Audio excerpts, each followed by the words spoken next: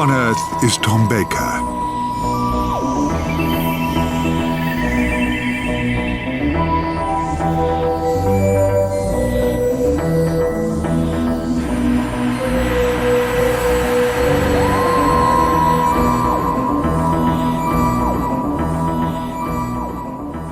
My first ambition was to be an orphan. During the war of 1939 to 45, Liverpool was a good place to be. All routine was broken by fear of death from the German bombs. The pleasure of being a child at that time is not easy to describe without seeming flippant. But it was high drama. Fires at night, the fires that burned people's houses away. Bombs fell and left exotically shaped fragments in the form of shrapnel, and we collected it and traded it. As long as we were not hurt, and I wasn't, life seemed wonderful. At the gasworks one night, a landmine, a bomb on a parachute, had descended gently and was hanging on one of the arms of the gasometer. Hundreds of people gathered and stood around, conjecturing on the size of the bomb. Bets were placed. The police and the fire brigade tried to get the people clear, and grumbling and arguing, people were forced away from the danger area, bitterly resenting the bossiness of the authorities. In the shelters we sat until the all clear, and people talked and talked and prayed that God would spare us. We were convinced, like all good Christians, that God was on our side. Later, when prisoners of war began to be seen in the district, we found them interesting and often very nice. My mother encouraged us to be kind to the Italian prisoners, who reminded her that the Pope was Italian. That the Pope could be on the side of the enemy was easily explained away by the teachers and priests. The Italians were not really the enemy. It was all a misunderstanding. But the Germans were the enemy, even if they did go to Mass, carry rosary beads, and had mothers. So there was no punishment if you threw stones at Germans. Oh no. Italians innocent, Germans guilty, unless of course they could play the piano or keep goal like Bert Troutman of Manchester City. Prayer became dramatic, as it always does in times of danger, and God in his omnipresence was said to be everywhere, even in the hearts of the bombs. I worried about him so much. I didn't want him to get hurt, and I prayed that he wouldn't get hurt, and he always answered my prayers. He never did catch it. The advantage of being an orphan sprang from the generosity of the American people. If your dad or mam was blown up, then presents would arrive from America with a nice card from the president himself, funny hats and jackets that were considered very smart. At that time, the Superman comics were widely read, and there were American soldiers all over the place. As American accents only reached us through the films, it was like being in a movie to meet them, or wear clothes that came from their country. We adored everything about America. We just couldn't get enough of it, from gum to caps to shirts with funny figures printed on them. The only drawback was that to qualify for the goodies, your mam had to be in heaven. I prayed hard that a bomb would drop on mine as she trudged home from the Sefton Arms. It was common in those days for adults to ask quite small children what they wanted to be when they grew up. What a question in the middle of a world war. You can't ask that question now because it would be tactless, as so many children are not going to become anything at all. But then, everybody seemed to be asking children what their future was, as if a child might know. To such a question one might answer, the Merchant Navy, the foreign missionaries, the Adelphi Hotel, Tate and Lyle's sugar factory, or best of all, I'm going to stay at home with me mam and look after her. That phrase made hard men nod and bow their heads, and strong, good-living women would weep. It often led to a hug of such intensity that your nose could be broken. There were several broken-nosed 5-year-olds in my school. And what are you going to be when you grow up, might caw a neighbour. And to prompt a dumbstruck infant, they were not all glib, an adult witness, usually the mother, would stand on the child's foot. The rising anguish would jolt the memory, and the poor little sod would gasp, I'm going to be a foreign missionary. That was a safe answer, and always provoked a smile. And so in school, between singing Faith of Our Fathers and We're Going to Hang Out the Washing on the Siegfried Line, Miss Egan, our pious headmistress, might easily change the subject and ask us what we wanted to be. So when she asked us one day after a roaring chorus of "She'll be coming round the mountain," Tommy Ryan produced sighs of admiration with, "I should like to be a priest, Miss Egan, God willing," and Len McAndrews made us laugh for wanting to be a tram driver. Then Miss Egan turned to me and said, "And what about you, Tommy Baker? What do you want to be?" I answered like a shot, "An orphan, please, miss." The class roared with laughter until they saw the expression of horror on Miss Egan's face. "So, you want to be rid of your father and mother?" "Yes, miss," I answered. "Jesus, Mary and Joseph, but why?" choked Miss Egan. "So that I can get presents from America," I told her. There was an amazed silence. Miss Egan pointed a finger at me, and the venom in her voice made me shiver as she said, "Go to Father Barry and tell him I sent you." "What shall I tell him, miss?" I asked her, and the finger began to quiver. "Tell him you want to be a murderer and ask him to forgive you." And I did go to Father Barry, and he forgave me. My scavenging instinct was developed during the war by the need for salvage. It was a way for everyone to feel involved in the war effort.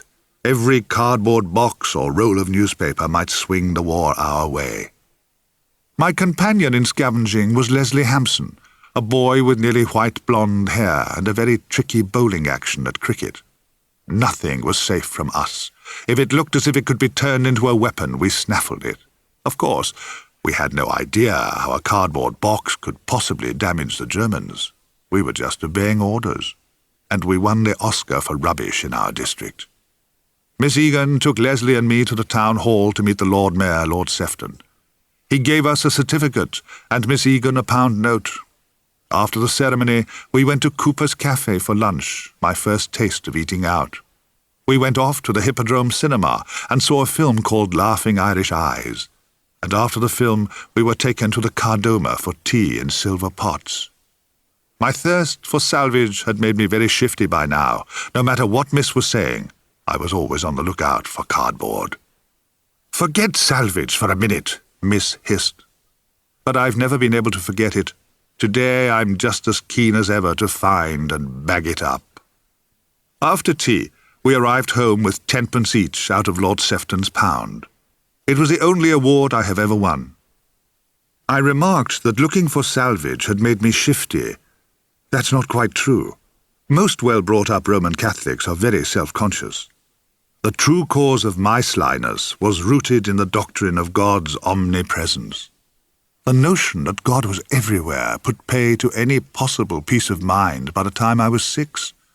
Not only was He everywhere and watching, but so was my guardian angel. Going to the lavatory was torture. It still is. I still can't do a big job if my wife is in the house or if the light's on. I can't even evacuate if the telly's on.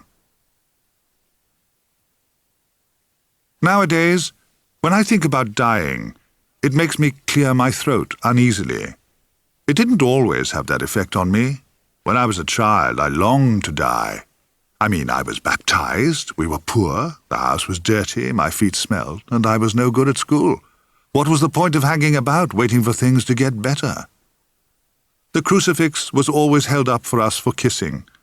We even had a relic of the true cross that got kissed by the whole school on Wednesday afternoons. There was a pieta just inside the doorway of the church, a ghastly figure of the dead Christ lying across his mother's knee. The wounds were very clearly and scarily painted in, a strong visual aid to post-crucifixion. The Sacred Heart of Jesus stood nearby, a romantic figure with his heart on the outside of his chest, and his right forefinger pointing towards the bleeding heart in case we hadn't noticed. And on both sides of a church, 7 along each aisle, were the 14 stations of the cross. This depiction of Christ's journey to Calvary was very clear and frightening. It was blood and tears, and that was good. We prayed for the gift of tears and drank blood every day.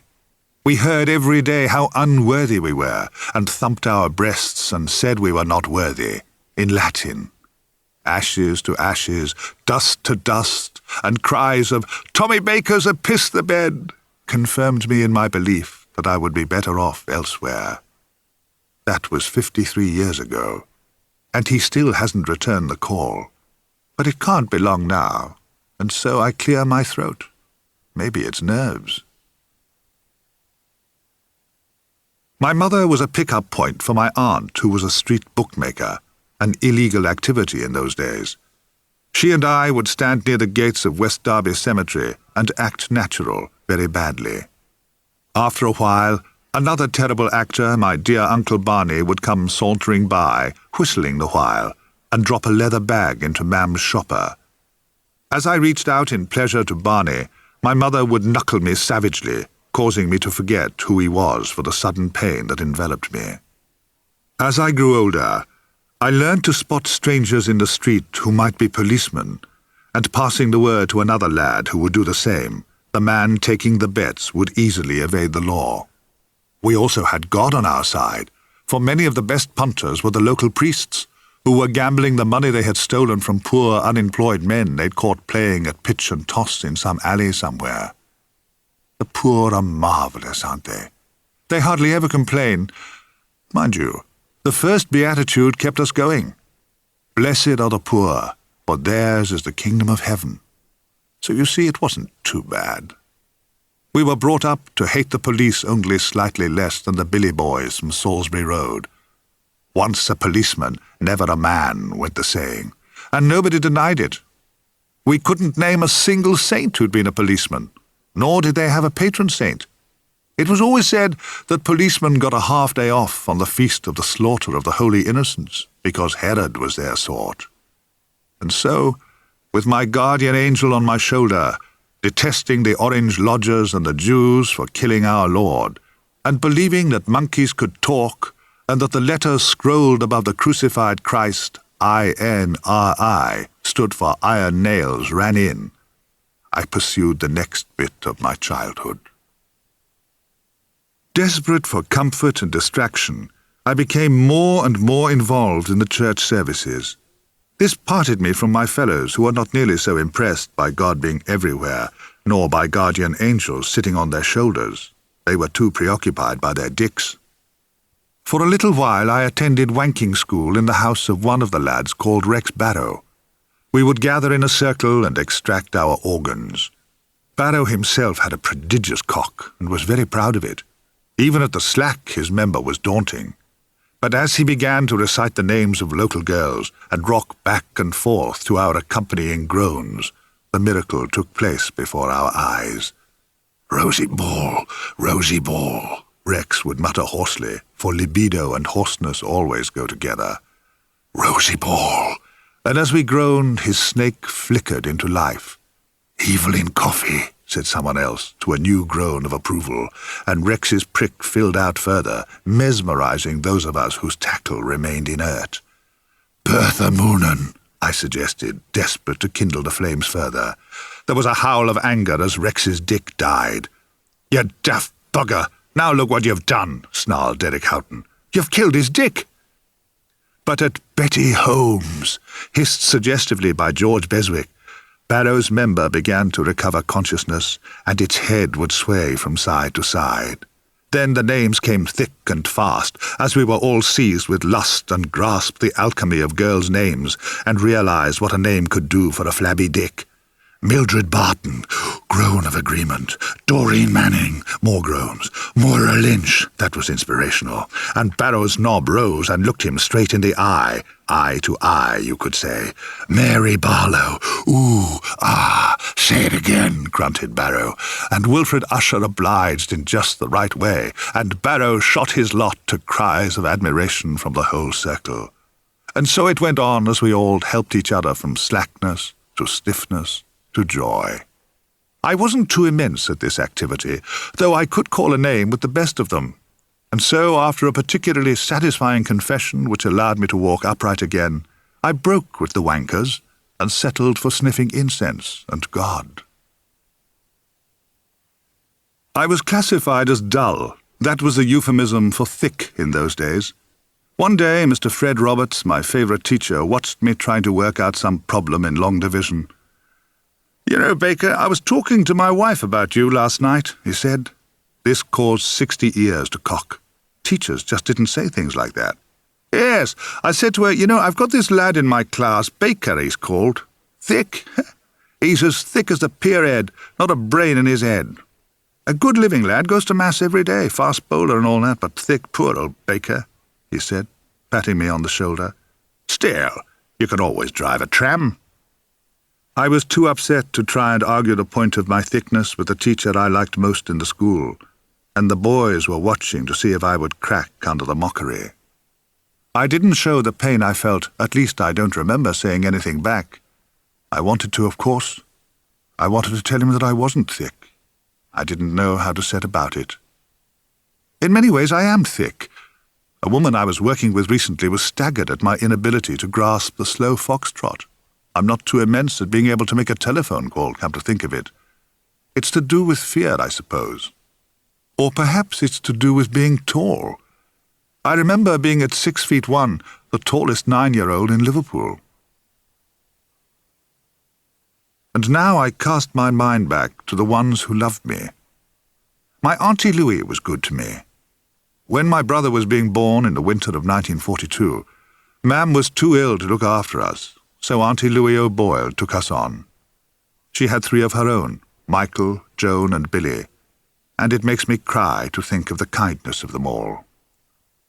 Even at the age of 8, I was an embarrassment to everyone. My preoccupation with God— "Do you realize that God is everywhere?" I'd ask. "Yes, we know he's everywhere. We know the catechism too, you know."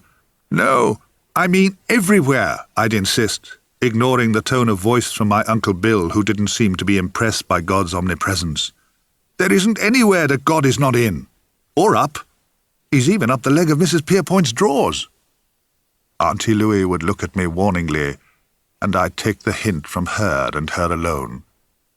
I was spoiled by the comments of neighbours on my appearance. I was tall for my age, and I was very blonde and curly, and a prodigious bedwetter. Piss the bed baker, they'd called me at school, for they had sharp tongues as well as sharp noses. 1 bath a week could not conceal my incontinence. There's a statue of some famous little pisser in Holland, I think, or is it Belgium? Anyway, this little statue pisses away in the street every day, bold as brass, and everybody takes photographs of him. I did it every night, and not a single admirer to hand. "I'll cure him," said Louie, "if it's the last thing I do and as God is my judge." In our house, we drank tea all the time. My mother was a 30-cup-a-day supper, and today I can easily drink 9 cups, and probably, if I wasn't married, I could emulate me mam and approach the magic 30 mark. There was only one woman in the street who could outdrink our mam, and that was Mrs. Goodstone, who had a son with a club foot. On a bad day, we'd hear that Brenda had reached 33 cups. This news would be received in tight-lipped silence. 33 was Mam's ideal number. She was proud to be in the 30 group, as that was the age of our blessed Lord when he did his first miracle at the marriage feast at Canaan, the changing of the water into wine. "The first miracle," Mam would mutter in a whisper. To be fair, I think my mother would have been more impressed if Jesus had turned the water into tea, especially if he'd managed to make it sweet as well. But to sup 33 cups of tea was considered a great achievement that compelled our admiration for Mrs. Goodstone, and her with a boy with a club foot. 33 was a sacred number, as it was the age of our blessed Lord at the time of his last miracle, the sticking back of the ear. It was said that a woman who could drink 33 cups down to the lees would receive a message from Pope Pius XII. But I can't be certain of this, for great piss-the-beds often have very selective memories. The cure for my affliction was very simple in Louie's mind. As piddle was simply recycled tea, all we had to do was reduce the intake of the Thai foo. And so my last cup of tea was to be 4 o'clock. We went to bed at about 7:43. Before that, I would be marched to the lave by Louie and emptied. At 9 o'clock I would be roused and squeezed again. To no avail. In the morning I would be found steaming. "Fetch the time forward," suggested Bill. So 2 was the new deadline. I was watched at school for the slightest sign of liquid. Moisture on the lip would have caused an uproar.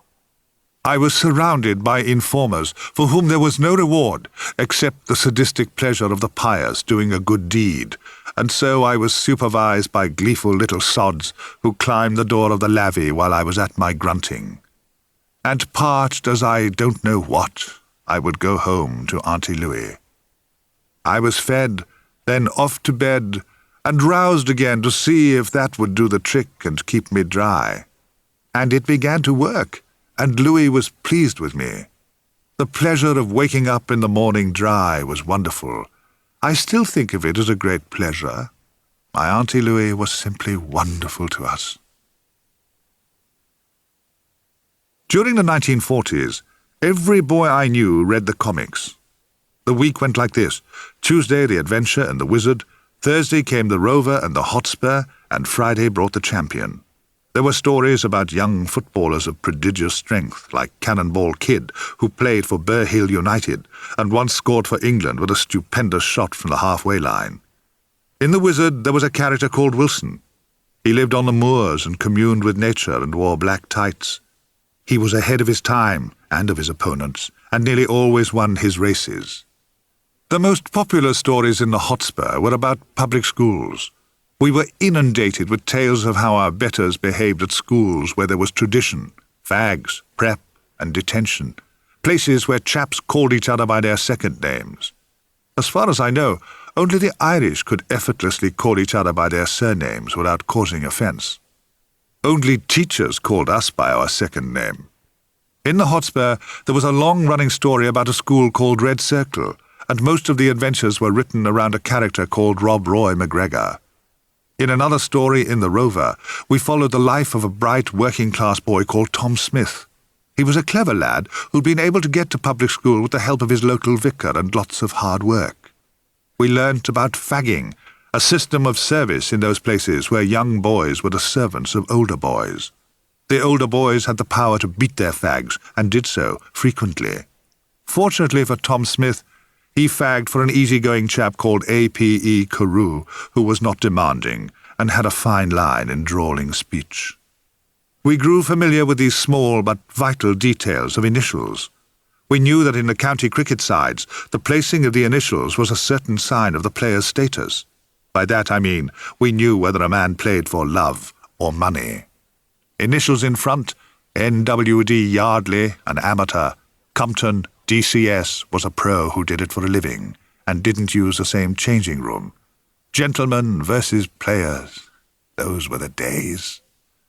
So we had words on our tongues that only apply to our fantasy world of public schools where we longed to be, for in spite of the cruelty of certain masters, life seemed one long wheeze, full of japes and visits to the tuck shop for buns and bottles of cream soda or sarsaparilla. We picked up bits of Latin and were brainwashed about loyalty. These stories swamped our imaginations and reinforced our mistrust of girls and patronizing attitudes towards foreigners. The Champion was dominated by Rockfist Rogan of the RAF, the terror of the dirty double-crossing wild-eyed Huns. He could take on 3 German planes at a time, shoot down 2, and see the third off with the Kraut pilot screaming, "Gott im Himmel!" as he gratefully made his escape. My imagination was filled with the voices of cowardly Italians, "Mamma mia," or Germans, "Gott im Himmel," or the whispers of mad priests asking me, "And did pollution take place?" Or my mother's exhortations to know my place, keep my bowels open, and always polish my shoes. Feverish stuff.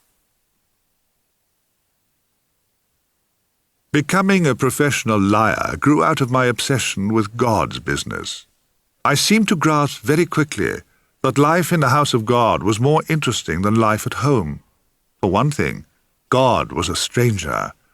Another attraction was the cleanliness of the church, the lovely smell of the floor polish, the altar rails all smooth and shiny, our highly decorative lace surplices washed and starched by nuns for the greater glory of God. My own home always made me feel ashamed. My poor mother was mostly too tired to clean our house after spending most of her day cleaning other people's houses. and then in the evening she would do a shift at the Sefton Arms, hulling pints. Nearly all the women I knew were always tired. How could it have been otherwise? They worked in the munitions factories on long shifts, and then came home to all their household tasks, and often without the support of a husband because of the war. Because of the bombing, we were often as many as 14 people in our house, but I remember liking the great chaos. There was Mrs. Fogarty, a widowed lady, and her brother old Joe Fogarty, a docker who only shaved once a week. There was Big John Fogarty, her eldest son, and handsome young Joe Fogarty, who shaved every day and was killed a little later in the war. There was Annie, my mother's sister, and her husband and children, and of course my grandmother, Ninny Fleming. In the mornings, the smell of Lifebuoy soap filled the house. Actually, the smell of Lifebuoy soap pervaded the whole of Liverpool most of the time. At school, the smell was of Durback soap, the instant slayer of lice. Being a lice lady was quite a good job in those days, as so many of us were lousy a good deal of the time. Whenever I see the visual cliché of a character scratching his head as if in thought, I am translated back to my happy, lousy childhood. At school, too, we were very preoccupied with cleanliness and godliness and leprosy and the sufferings of waifs and strays in Africa. We became obsessed with Africa and the sufferings that went on there. Father Nolan, our parish priest, was forever haranguing us about saints and lepers. His favourite leper man was a Father Damien, who simply adored lepers. As he couldn't find any in Liverpool, he'd buggered off to Africa, where the place was crawling with them.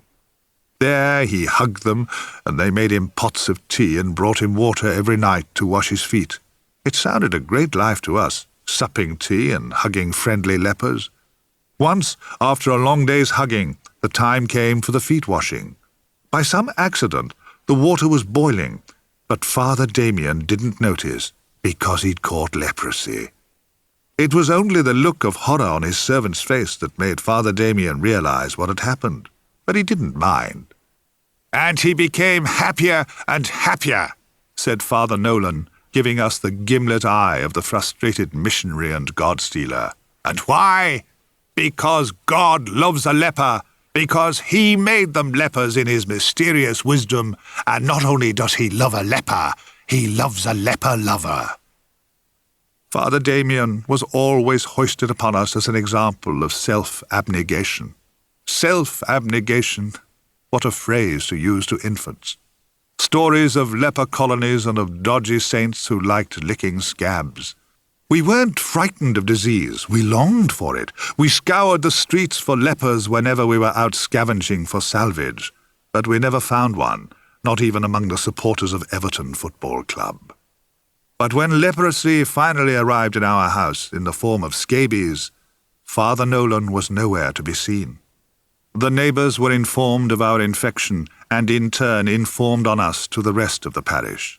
There was no Father Damien to come and make pots of tea for us and to give us a hug. We were on our own, my sister and me and our mam. Daily we walked to the hospital, aware of everybody avoiding us for fear of the plague of scabies. Neighbours gone, Father Nolan gone, and banned from the church as well. And for all we knew, our guardian angels had buggered off too in fear of the dreaded scabies. We couldn't be sure of that, of course, because angels, particularly guardian angels, are invisible. The smell in hospitals in those days was of surgical spirit mixed with iodine and a kiss of formaldehyde. It was quite overpowering and made people hysterical with fear. As if the high hysteria induced by the surgical spirit were not enough, the appalling screams of unseen children caused us complete panic, and we clung like petrified kittens to our mam. To no avail. Mam was just as terrified as we were on the first day. We were dragged off roughly into steamy rooms from which the screams were coming and plunged into scalding baths. They weren't, of course, but they seemed so. Dunked in, good and deep and longed too, we shrieked. Wasted screams, ghastly pale mothers in agonies of confusion and helplessness, and very rough nurses. We were lifted out and rubbed down energetically. The shock eased, and the near ecstasy of feeling clean was interrupted by the searing pain of surgical spirit being painted all over us. The cold spirit on our hot little bodies caused the screams to rise. "I want me, ma'am! I want me, ma'am!" And the nurses shouted louder to calm us down. Then the pain would pass, and the sight of ma'am would be some comfort to us as we got dressed in our newly autoclaved clothes, reeking, we thought, of freshly roasted fleas. This daily terror went on for weeks, until finally we were pronounced clean and resumed our life in the parish. The pain of surgical spirit had been bad enough, but to be banned from the church, especially from Holy Mass, had been a terrible event in our lives. When people have very little and are so very ignorant as we were, not to go to Mass made us despair. Our religion was the only thing in our lives that made us feel important. Being a Catholic made us feel tremendous. We were very conscious of being the chosen ones. And although a Catholic can't be a vegetarian because of his habit of eating the flesh of Jesus and drinking his blood, being a cannibal was considered a small price to pay in return for being a member of the one true faith.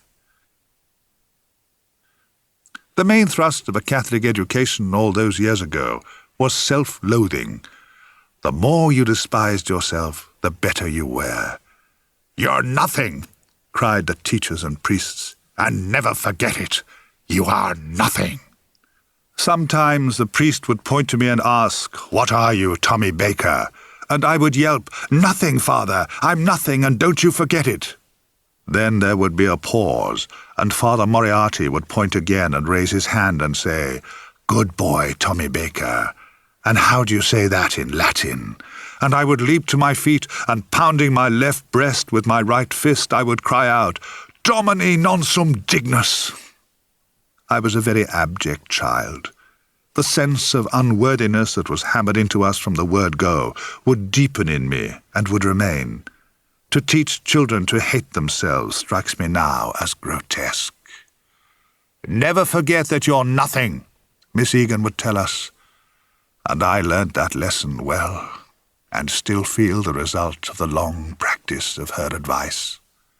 Wanting to please people, to only tell them what they wanted to hear, became very deeply a part of me, as it probably did with most children who felt uncertain of the tactic needed to avoid a blow.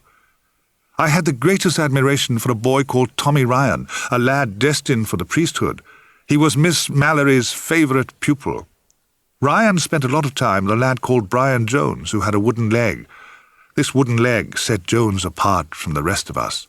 We were so envious of it.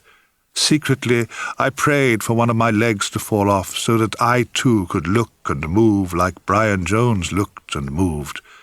Even today, more than 50 years later, I feel jealous. I realize that I still want a wooden leg, though now I'd have to wear knickerbockers to show it off. It would also guarantee me a part in Treasure Island every Christmas. When I played Long John Silver at the Mermaid Theatre, I thought of Brian Jones at every performance. Peg-Leg Jones, we called him. I would dream of having a wooden leg, one eye and a hook for a hand. That might have led to Peg-Leg speaking to me. As it was, Jones hopped along beside Tommy Ryan, destined for the priesthood. Indeed, I heard he became a bishop and had to flee to South America. But Peg-Leg Jones, just get this, he was a great farter. A farter in a million. And this is important, for it is a capacity to fart that gives a lad his first true sense of status. Several of us were competent as farters as we were as whistlers, but Peg-Leg Jones could produce the vilest smells that ever you suffered. I may be exaggerating, but when Jones let rip, it seemed that the green and cream paint on the walls of St. Swithin's School would curdle and run.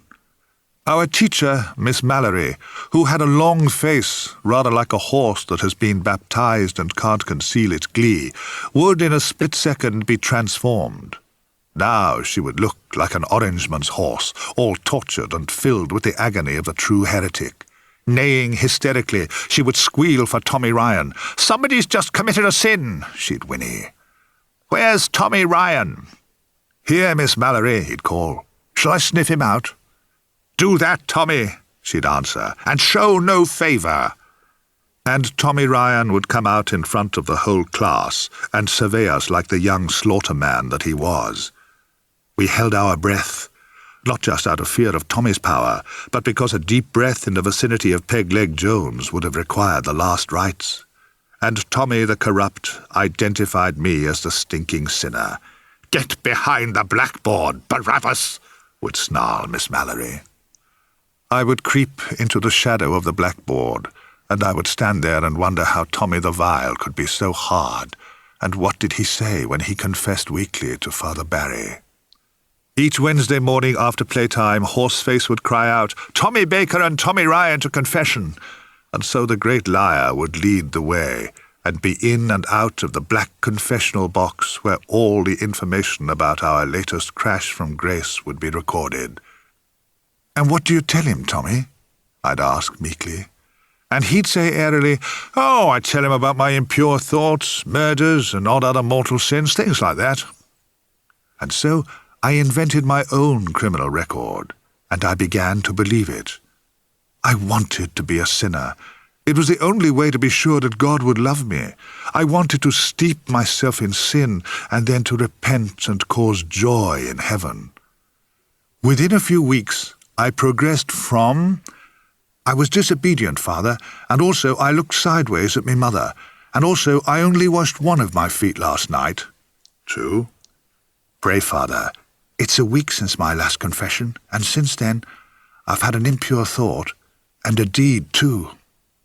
I heard the click of beads and caught the whiff of wine. God's blood, came the thought. Most Catholics were a bit baffled that the blood of Christ smelt like cheap sherry.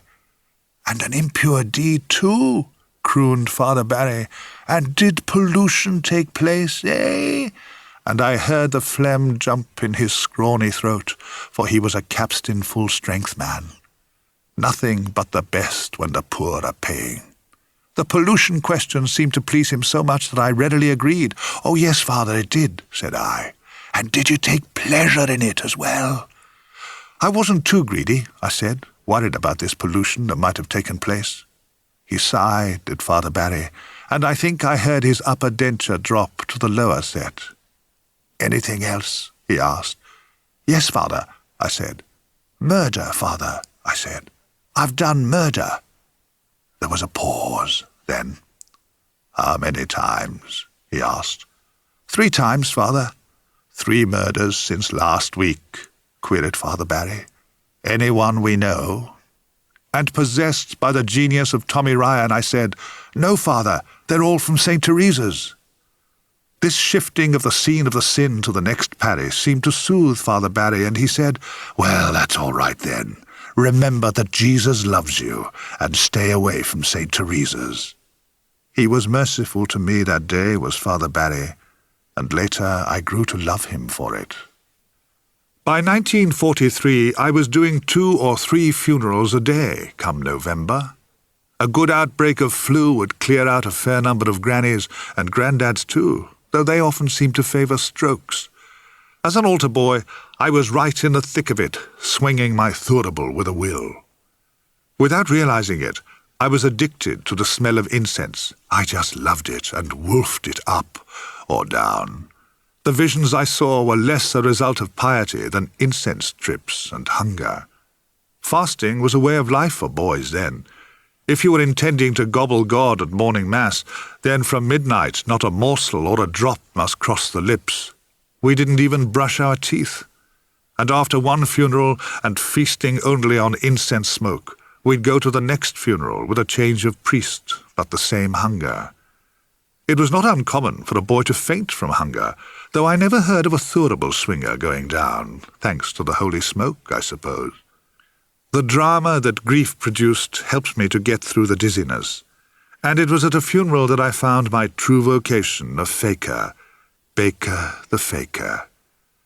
It happened at the 3rd funeral of a cold day in November in 1943, I think. It was the funeral of a child by the name of Audrey Cheeseman. She was about 8 years old, and the cause of death was diphtheria. I was fading a bit for want of some food. Even the cause of her death couldn't ease the pain. The rain was slashing down like stair rods, as they said then. I wobbled a bit at one point, and even the word tracheotomy hardly sustained me. After pollution, it was the only other big word that frightened small boys. We often talked of cutthroats before funerals of children. We were all convinced that when diphtheria arrived, then the doctor had to cut your throat. So when you woke up with a touch of tonsillitis, then you usually hid the bread knife if your mother mentioned the doctor.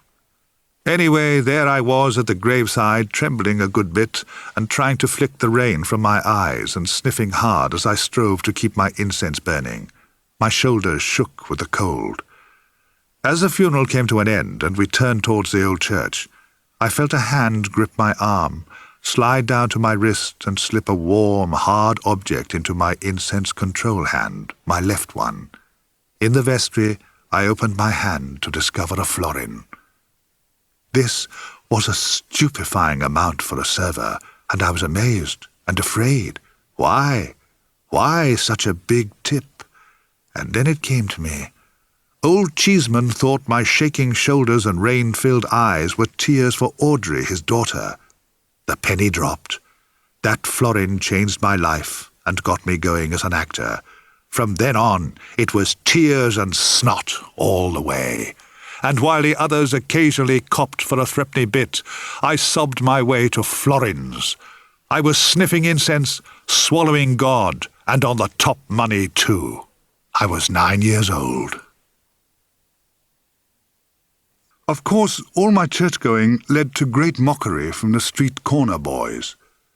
They knew that even to remain in the company of blasphemers was a mortal sin, and they were determined to drag me to hell with them. They used to get at me with their devilish interpretation of what we were taught at school. "Jesus loves us more than he loves you, you know," they'd sneer. "How come?" I would ask. And the dagger of their logic would strike me with, "Because Jesus loves sinners, you daft bugger. He was crucified for us, you know, not you. He didn't die for the likes of you. No, he died for us." And they would skip off down the street singing with terrific gusto, "Jesus died for us, Jesus died for us, E-I-E-I-G-O, Jesus died for us." My mother had led a very sheltered life. Thinking back, I suspect she'd never been out of Liverpool. At the outbreak of war, she was 33 years old. She had 27 years to live, and an awful lot of hard work and worry ahead of her. But she was sustained entirely by her faith. The saints were the counsellors in those days. They didn't speak to you directly or appear to you, but they were there all right. Everyone had her favourite saint. I recall a fragment of conversation between my mother and a woman down the road who was having anxiety with her son Freddie. "I don't know which way to turn, Jane," said Mrs. Spilsbury. "I think it's going to have to be St. Jude." My mother was appalled. "St. Jude, Madge? Jesus, Mary and Joseph, not St. Jude. What about the Sacred Heart?" With a sigh, Mrs. Spilsbury laid her hand on my mother's arm. "Jane, I have harangued him," she said, "day and night. I've done the 9 First Fridays just for Freddie, and not a light." My mother stroked her forehead gently, and then with a little gasp looked both ways in the style of Max Miller and said, "What about Blessed Martin of Porres? Have you tried him?" "No, why? Is he any good?" "Any good? Any good? Merciful Christ, Madge, look at what he did for Katie Welsh." Mrs. Spilsbury looked impressed. "Oh, was that Blessed Martin of Prawns?" My mother nodded very knowingly. Mrs. Spilsbury made up her mind and said, "I'll give him a chance." 2 days later, it was all over the parish that Freddie had gone to confession. 3 days later, the details began to emerge. It would seem that Freddie was seeing, as they said in those days, the wife of a sick policeman. Within a week, the affair was over, and Blessed Martin of Porres was the flavour of the month. I never did find out what it was that Blessed Martin of Porres did for Katie Welsh. Home from Fremantle, Australia, Dad was full of adventures. To Mam's amazement, he said there were Catholics in Australia. Even more amazing, 2 of them, a couple, had befriended him. The woman was a teacher, and her husband Joseph was a carpenter. And on the way back from the Stations of the Cross at St. Malachy's, they'd met Dad and taken him home. Monica, the woman, had done Dad's dobie and even ironed it. "Washing dries in about 11 minutes over there," said Dad. Where we lived, the washing never dried. "They couldn't have been nicer," said Dad, producing a small photo of the couple standing in what looked like an orchard. "No children?" inquired Mam. "No," said Dad. "Joseph told me they've done every conceivable thing they can think of, and not a light." Mam's eyes glittered with tears. "I'll say a prayer," she sniffed. "Isn't there anything we can do?" "Well," said my father, "I did tell them that they could have one of ours." "Bless them," said Mam. "And what did you say?" "I said that perhaps they could have one of ours. I mean, we've got 3, Dad said." "You told them that they could have one of ours? Which one?" she asked as she glanced down at me. Perhaps this was my chance. I could imagine myself up the trees. Oh, how I wanted to get away from them all and start again. I was young and I was restless. My mother swung towards me. "You don't want to go to Australia, do you?" she squawked, holding out her arms and looking dull. "Yes," I said, unaware of her pain, and unable to keep the anguish to herself. She shared it with me by hitting me so hard I skidded across the room and crashed into the sideboard. When my mother realized that she didn't know my dad and didn't even like the sight of him anymore, her disappointment was expressed in silence, a profound silence that endured for 9 years. Not a smile went in my father's direction, not even a glance of contempt. Nothing. He had ceased to exist.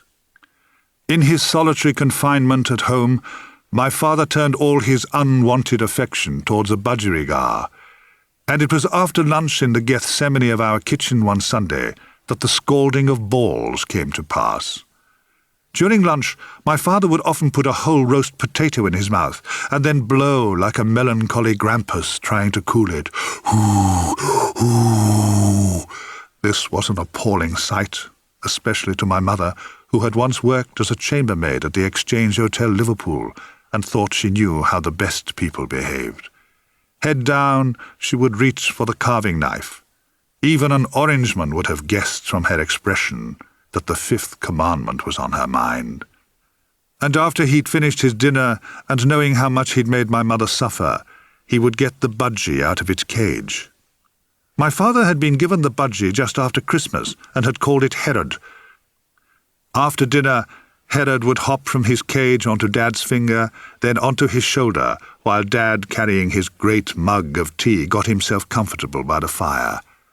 Dad would lean forward, and Herod would hop from shoulder to biceps to forearm and wrist, and then, with the neatest little leap you ever saw, he'd hop onto the rim of Dad's mug of tea and sit there as innocent as could be.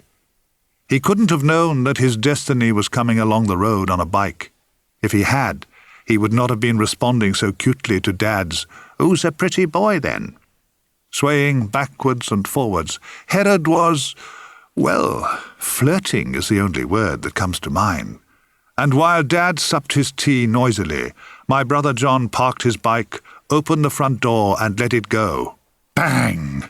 It went off like the 1 o'clock gun, sending a column of air down the narrow passage between the front door and the kitchen, where Herod was performing on the rim of Dad's mug. The blast plunged little Herod headfirst into the Liptons. Father, in reflexive terror, threw up both hands, thus allowing the scalding tea to fall into his lap and souse his balls. The falling mug jerked Herod forcefully into the coal scuttle. From "Who's a pretty boy, then?" to the flirting of Herod, to the blast of air that pitched Dad's love into scalding tea, and then into the blackness of the coal scuttle seemed a mere fraction of a second. I saw it all, and I saw my mother's face change from Deirdre of the Sorrows to a vision of bliss as the hated object of my father's affection fell to its doom. A few weeks later, the man who gave Dad the budgie, a short man with a glass eye who was keen on stamps and lived opposite to us, won a suitcase in the parish raffle. He hadn't got on with his wife since the day he'd first set eyes on her, so he packed his new suitcase and went away. His wife, who hated him and was called Eunice, pined away. Within 16 weeks, she had the dog put down, then became very pale and died. She left no will, so her husband came back with a nice girl called Marge. They settled down and seemed really quite happy, to the great annoyance of the neighbours. But when he offered Dad another bird, it was refused. Poor Dad lost his head, and it downed him rather, though my mam was in very high spirits for quite a while. Every once in a while, some man would come to the school and talk to us about our future. A man from the coal board said being a miner was a good life, and would anyone like to go down a mine and have a look? No obligation. I put my hand up. It broke the monotony of long division, and the darkness was comforting. But all the laughter from the black-faced demons already at the coal-face did not convince me.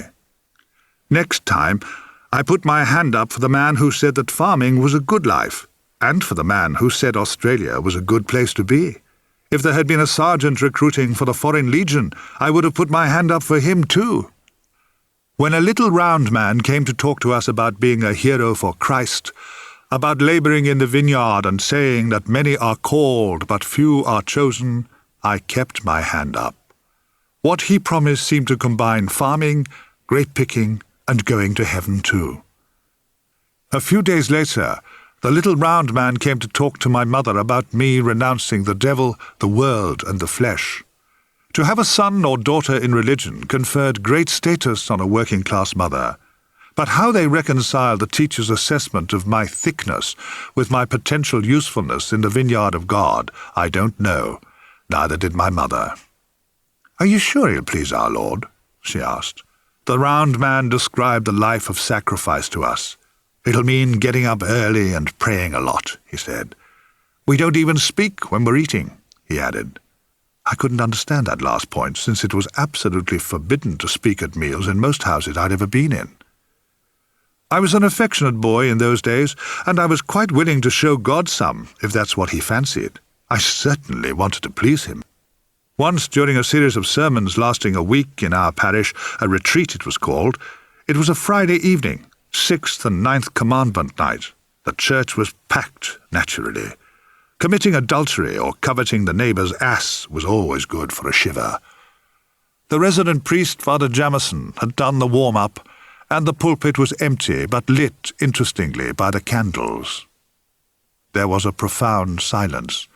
Then, as if from the other side of the universe, we heard the sound of dragging feet and stertorous breathing. And then came the chink of rosary beads and the sound of the terror for tonight as our man dragged himself up the steps of the pulpit. 2 claw-like hands appeared over the edge of the pulpit, and a terrifying Old Testament figure came into view. This was our appointment with fear, and the old frightener up there was our very own answer to Valentine Dial, the man in black with a cassock on and a huge crucifix tucked into his belt. Just the sight of him reminded us of how unworthy we were. His gaze swept over the whole congregation. He rocked forward a little, and then drew himself up to his full height. He towered over us like Ivan the Terrible, and drew out the crucifix from his belt. Holding it before him as if to bless us, he raised it up, and with the sudden strength for which prophets are famed, he spun round towards the altar and hurled the crucifix across the altar rails. It landed on the marble floor with an amazing crash, and then slid at speed about 10 feet before crashing into the credence table, rattling the cruets and nearly severing the table's legs. We were appalled. And then our man slowly turned back to us and hissed, "And that's what you do every time you commit a sin against holy purity." He rapidly ran through the party line on chastity, how long a kiss could be sustained before it went from a venial sin to a mortal sin. The time was calculated from billiards, and the allowed interval was the duration of a cannon shot, not long if you were a keen kisser. Oh, those passionists hated kissing. Of course, they knew nothing of the fancy stuff they did in France, or if they did, they didn't let on. That night, dicks were slaughtered and quims dried up in their hundreds as the queue for confession stretched to the horizon of the church. It was wonderful, and I miss it still. This feeling of self-loathing and a desire to be a slave to someone, anyone, as long as he knew what life was about and didn't mind if you were thick, stayed with me, and now led me to the religious life in the Channel Islands. Of course, poverty, chastity, and obedience seemed no great hardship at the time of my decision. What did poverty mean to me? Most of the people I knew were poor. In a sense, we gloried in it. Blessed are the poor, for theirs is the kingdom of heaven. Poverty was the path into eternal life. We felt sorry for the rich. We prayed for them. "We're so fortunate to be poor," my mother used to say. "We may be sinful," said Mrs. McHale next door, "but at least we're not rich." If someone died in agony having lost 2 legs in an accident at the docks, there would always be the comfort of, well, at least he wasn't rich. This was an amazing state of mind. All suffering was understandable to us. All pain was a blessing because it was the will of God. There was no fear because faith banishes fear. Fear itself is afraid of faith. The paradox of all this is that if the church needs anything, such as money, why then, the poor provide it. That's what keeps them poor. And preventing the poor from being rich was a good deed, for which God blessed his sheep. Neat, eh? God, keep me poor, I prayed. And he did. He's so good in that way. He never once let me down. Then there was chastity. Yes, it has to be admitted that purity is a bit of a bugger. Even to think about it's a sin. A hard heart is an obstacle to getting to heaven, but so is a hard cock, because a 45-degree hard-on is a real scrambler of good intentions. Talking to God in this condition is a monk's nightmare. You can't just shoo a firm dick soft, you know. And of course, handling him is strictly forbidden. It's a mortal sin. In some orders, you can take the offending organ to another monk, who's been especially chosen by the abbot to deal with this problem. Usually he's the only one with really sharp teeth. That's right. It was his job to bite your dick. This practice led to the old proverb, once bitten, twice shy. Well, even pious monks were loath to have their stalks docked in this way, and they just had to put up with the engorgement.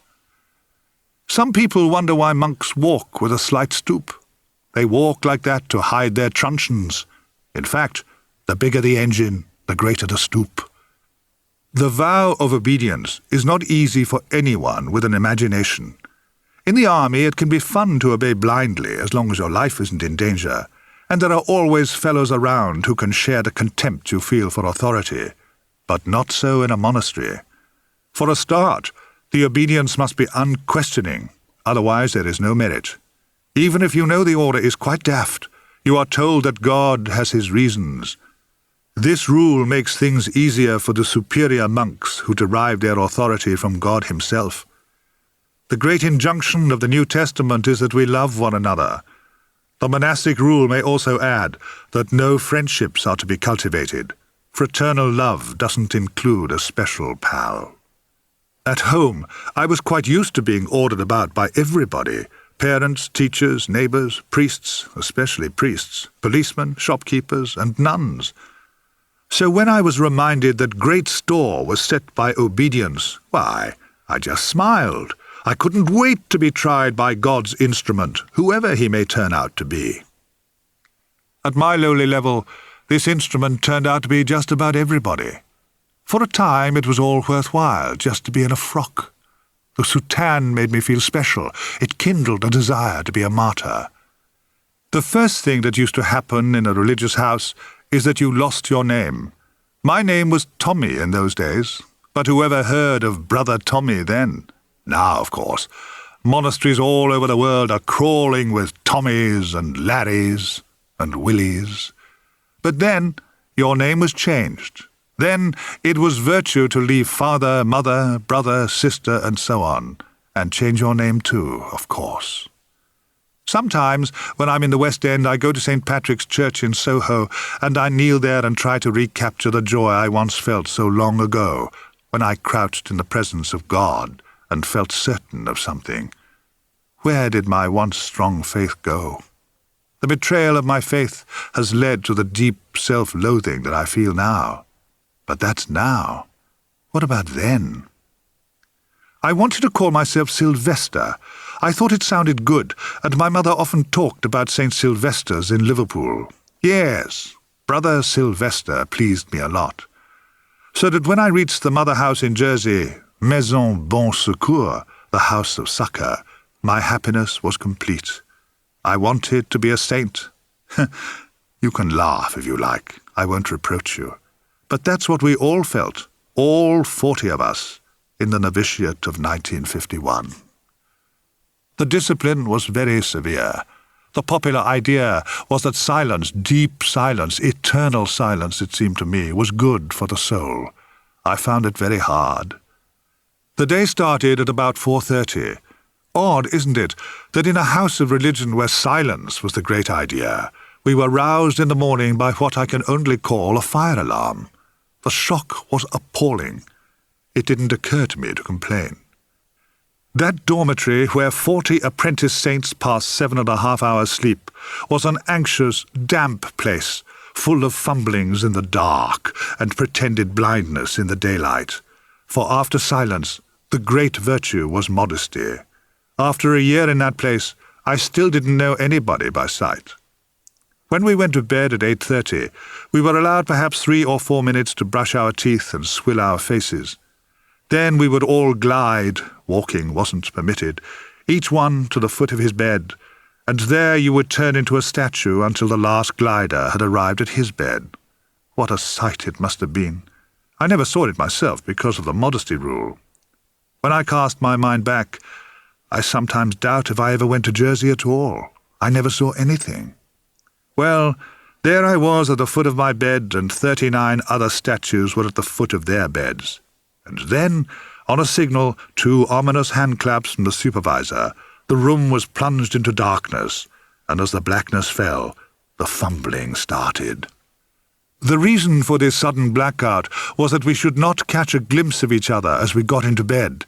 This dark spell would go on for about 2 minutes, during which time you were required to get your clothes off, tuck your socks under the mattress to keep them dry for morning, lay your soutane across the bed, hop in, get flat, and fold your hands across your breast as if you were dead. There would be 2 more spooky claps from the man in black, and the nightlight would come on. And so we would lie there, bathed in hammer-horror red light, as Brother Odifax cruised like a great pike in that lake of a dormitory, glancing at all the beds. I don't know if Brother Odifax ever slept. I don't know where he was kept during the day either. But no matter at what time you might wake, the pike was gliding among the beds as though waiting for some poor soul to fall out, and then, tearing him into fragments, eat him.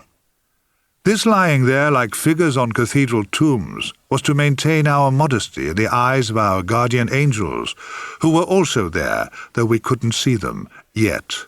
And if by any chance you should move in the night and make the bed springs creak, why then, with a little plop and gurgle, Pike Odifax would materialize at your bedside and hiss, "On your knees!" And with 2 well-practiced moves, your bed would be unsealed, your soutane flung over you, and on your knees you would remain until the gliding pike would arrive out of nowhere and signal that you could go back to being a dead knight on the tomb of your bed. At 4:30, the fire alarm would yell like a lunatic, and Odifax would applaud it with the devotion of the bigot, and after the yelling of the bell came the morning fumble. Because of my thyroid condition, I'm able to see through a wide arc. What an amazing sight! 40 young men struggling to get their trousers on in bed. Odifax glided every which way, darting razor glances in every direction, in case one of the 40 contortionists was taking pleasure in the morning wriggle. As though on silent skates, he whizzed among us, calling up the Holy Ghost. Yes, we called up a ghost first thing in the morning, and in Latin. "Veni Sancte Spiritus," moaned the slithering pike as he swivelled among us, and we were all of us curved like butcher's hooks to hide our piss-proud dicks as we responded, "Come within our bosom shine, for where thou art not, man hath naught." There is no sight so unmysterious as 40 young men struggling to pull on 80 damp socks in the presence of some demented, railing maniac, while chanting aloud, "Melt the frozen, warm the chill, bend the stubborn heart and will." Some mornings I suspected I could hear God tutting at the indignity of it all. We then rushed to ease our bladders before the wild bell yelled again to call us to morning prayers and meditation. It was like living in a bloody fire station. We would gather in the beautiful dark chapel. It was an exciting moment for me. I would watch in astonishment as from all doors, there were about 7, black-clad figures would enter at speed, but in silence, to call again on the Holy Ghost. We gave him no peace. Then we would be invited to think of our last ends. We'd only just got up, and we were thinking of our last ends. At any moment we may die and enter into our eternity. In moments of weakness and tiredness, I longed for death in any form, just so long as I could lie down. I didn't understand that depression and self-doubt were to be welcomed as gifts from himself. It meant he was interested. It meant you were in with a chance. Later, in my madness, I would pray, "Come, O holy depression, and fill me with terror." This excess later spilled over into my style of acting. It makes me virtually unemployable. From morning till we dropped, there was work to be done. The whole point of that novitiate year was to learn humility and practice obedience. The whole bloody point was the annihilation of self. I suppose that's where I lost myself, forever. We sat in silence at mealtimes while somebody read to us from the lives of the saints, and afterwards we washed up the dishes of the whole community, there being about 60 senior brothers around the place. When I say there were about 60 senior men, I'm going by the number of feet I counted as I went about my duties. They all wore clogs, and as I was aching with loneliness, I formed passing fancies for different clogs. Once, just outside the kitchen where I had the honour of washing up the monastery porridge pot, I noticed to my amazement 4 clogs, which equalled 2 monks, and 5 rather shiny ankle-band shoes of the kind that my grandmother used to wear. What were 2.5 grandmothers doing near a kitchen? There was nobody I could ask, and it remains a mystery to this day. Some nights, lying on my tomb bed, I got to thinking that 5 shoes could have meant that one of the grannies might have been a one-legger. That kind of thought often came to me without invitation as I lay there hoping for sleep. I told myself that I was happy to be in this infernal house of God, and gradually got used to the terrific regime. Of course, I had no way of knowing what the others were feeling or thinking. Discussion of feelings was not allowed. Every few weeks one of us would disappear. It would be a terrible shock. We were told nothing. We asked nothing. To ask a question would have meant disappearing, and I feared to disappear. I simply felt sad that I could no longer see a familiar pair of clogs or a beloved neck. Odd, isn't it, that you can miss the back of someone or love a pair of old clogs? Once when I was on laundry duty, I had to go and fetch the clean, rough sheets for the dormitory. At the far end of an immense corridor, I rang an old brass bell and waited at a highly polished door. After what seemed about 2 days and nights, the door was eased open, and the top of a head appeared, all covered in a black cotton veil. A hand stretched out towards me, and I placed the requisition note for 78 sheets, 39 pillowcases, and 39 towels. The note was enfolded in one hand, and another hand came out and beckoned me in. I stepped inside and made as if to advance. The figure in black hissed in my direction, and I froze. It then did a dreadful little shuffle and a hop. I looked at it, and it looked expectantly back to me and repeated the hop and shuffle. It obviously wanted me to do the hop and shuffle too. The hand cocked impatiently as if to say, "Well, what are you waiting for?" So I did a terrible hop and a vague shuffle. The figure in black hissed with fury and repeated its ghastly dance of death, clucking as it hopped. Hiss, cluck, shuffle, hop, hiss, cluck, shuffle, hop. I raised my hand, the gesture saying, "Got it, got it." The black-clad sister Terpsichore paused and watched. So I went into my shuffle and hop with a little hiss and a bit of a cluck too. This didn't go down well. The dancing thing in front of me now gurgled in between the hisses and clucks. Like Aaron throwing his rod down, she pointed towards my feet. I leapt back and saw before me two very neat little mats about 15 inches by 8. The little demon in front of me jumped back and revealed two identical mats between its feet. Then, with a scolding shake of its hand as though to say, "This is the last time," it performed the hop and shuffle which got it onto the mats, and then, with the most shocking change of style, it skated off quite lyrically towards the far end of an enormous room, around the walls of which were high cupboards, and in the middle of which was a table, maybe 16 by 7. The black-clad skater seemed to do a pirouette, and with a hiss watched me set out. With more of a yelp than a cluck, I leapt aboard my mats and skated towards my tutor. Her hands jumped with pleasure, and I distinctly heard chuckles from among the veils. It looked down at the high gloss I had produced on the floor and nodded vigorously. It was pleased with me. Hideous as it seemed, I fell instantly in love with it, and set off westward across the room, then eased southerly, producing a marvellous gleam behind me. I had become a floor polisher. And suddenly I wondered if this was what God wanted of me. My lips were tumescent with affection as I panted to a halt before my new love. Her chuckle became a chortle, and the hidden head nodded at me in approval. I skated away again and did some fancy turns for my mysterious new love. And I remember laughing aloud and being shocked by the noise, for laughing was forbidden. The dark figure held out its hands, and for a moment I thought it was proposing a dance. Oh, all things bright and beautiful.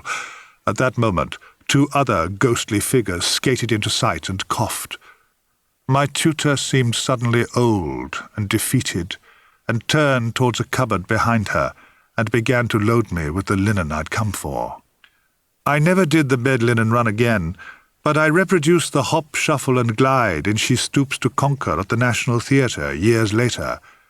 Jack Tinker in the Daily Mail hated it, thinking it rather overdone. I didn't care, because an ex-ballet dancer wrote and told me she had seen the production and fallen in love with my legs.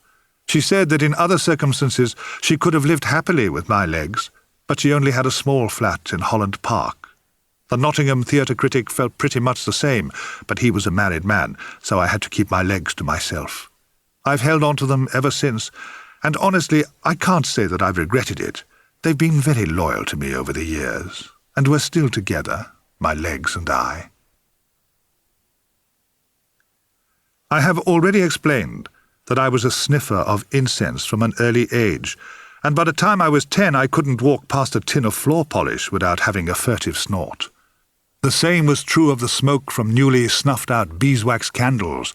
On a good day of snorting smoke, polish and incense, the holy pictures in my prayer book began to move, and the blood of the Sacred Heart of Jesus would seem to flow. I was in ecstasy. I became a full-time sniffer in the house of God. God may be said to have smelt of starch, incense, floor polish and beeswax in those days. What he smells of nowadays, I have no idea. The monks could be said to have been divided roughly into two groups, smell-wise. One group was made up of lifeboys, and the second group of Wright's coal tar users. The lifeboy gang seemed on the whole to be a very vigorous group.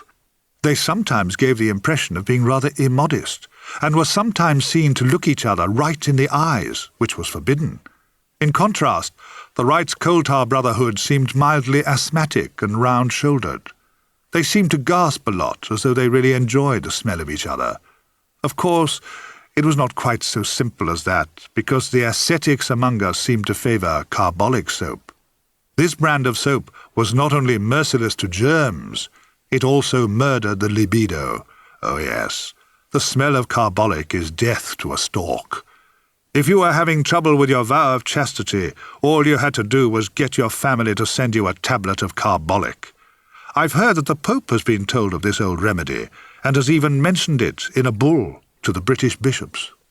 And so it was that in my desire for other smells, I chafed at the authoritarian demands of elders with names like Brother Provincial or Brother District Superior. I grew to hate them all, and yet I was too frightened to do anything about it.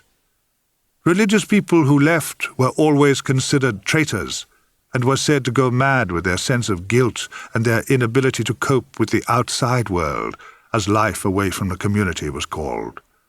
I was so afraid of what the outside world was like that I was in despair about how I could survive it. The thought of returning to the smells of my childhood revolted me. What could I do? What was I good for? What skills did I have? The answers were nothing, none, and none. I shivered at my hopelessness. Every year during the few weeks before Easter, the whole community sank into utter silence as we entered into our annual retreat. This was a period of deep self-examination. We were exhorted to examine our motives for everything in our daily life. Now, the impossible injunction which is laid upon Christians in general and on professed religious persons in particular is, love thy neighbour. And during the long hours of meditation, I discovered to my horror that all was not well in the charity section of my heart. The cupboard was bare. I had had enough of religious life.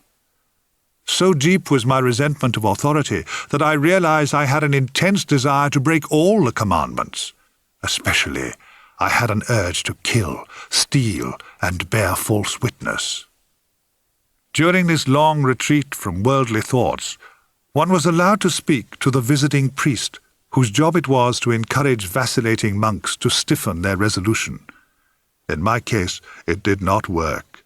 Something was happening inside my head, and there was nothing I could do about it. It was a very frightening time for me. I imagined it was a little like the onset of an illness. The symptoms were becoming more and more evident and more frightening. After nearly 6 years, I was very institutionalized, and the mere thought of the world outside made me shake. I spoke to our visiting spiritual guide, Father Bernal, about my fears. He was a gentle soul, very willing to hear me and to advise me on a course of action. When I told him about my doubts and about my desire to break the commandments, especially my impulse to kill, he seemed electrified and concentrated on what I had to say. When I realized he was not about to condemn me or even just chase me out of the place, I was able to be reasonably calm as I let him hear what was in my mind. He sniggered as I told him of how I'd thrown some rabbit droppings into the brothers' soup a few days before, a very small and not serious attempt to poison the lot of them. "Did you eat the soup?" he asked me. "No, Father," I told him. "I was the reader that day." He nodded, and I suspected he was casting his mind back because he asked me, "Was it oxtail soup, brother?" I told him no, and he seemed relieved. During several meetings with the old man, I told him of all the tumult inside me, and he said softly, Tom, I think you're in the wrong place." My heart rose as he added, "Do you want me to help you out?" I nodded to him with such joy that he laughed. "I'll get it all started," he said. I felt full of optimism, full of hope that I could at last get out of God's clutches, sign up with the devil, and get on the old primrose path to pleasure, even if it did lead to hell. One morning, at about 5:30, I heard the dreaded creak of old leather harness muffled by a soutane, and I knew that Brother Provincial was standing behind me. I turned and looked into the pitiless grey eyes of the saintly superior. He beckoned me to follow him, and he led the way towards my cell. When we reached the tiny room where I kept my prayer books and toothbrush, the provincial turned to me and whispered, "Take off your crucifix and soutane, and put on these things I brought. You're going away from us because of your selfishness." I caught the whiff of carbolic soap, the true odour of sanctity, and I wondered if perhaps he actually brushed his teeth in it. Lying across my bed was a dark-coloured mackintosh and a dark, lumpy green pullover. My saintly superior looked away as I changed into the clothes of another world.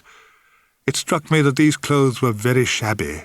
None of these things mattered while I was frocked up, but now I would look a laughing-stock. People will know that I'm a runaway labourer from God's vineyard, I thought. I trembled uncontrollably. Brother Provincial handed me 4 one-pound notes and whispered, "Ask God to forgive you and to send us someone else to do his will." I was left outside Crewe Station with £4 and nothing else. I hadn't even brought my face-cloth.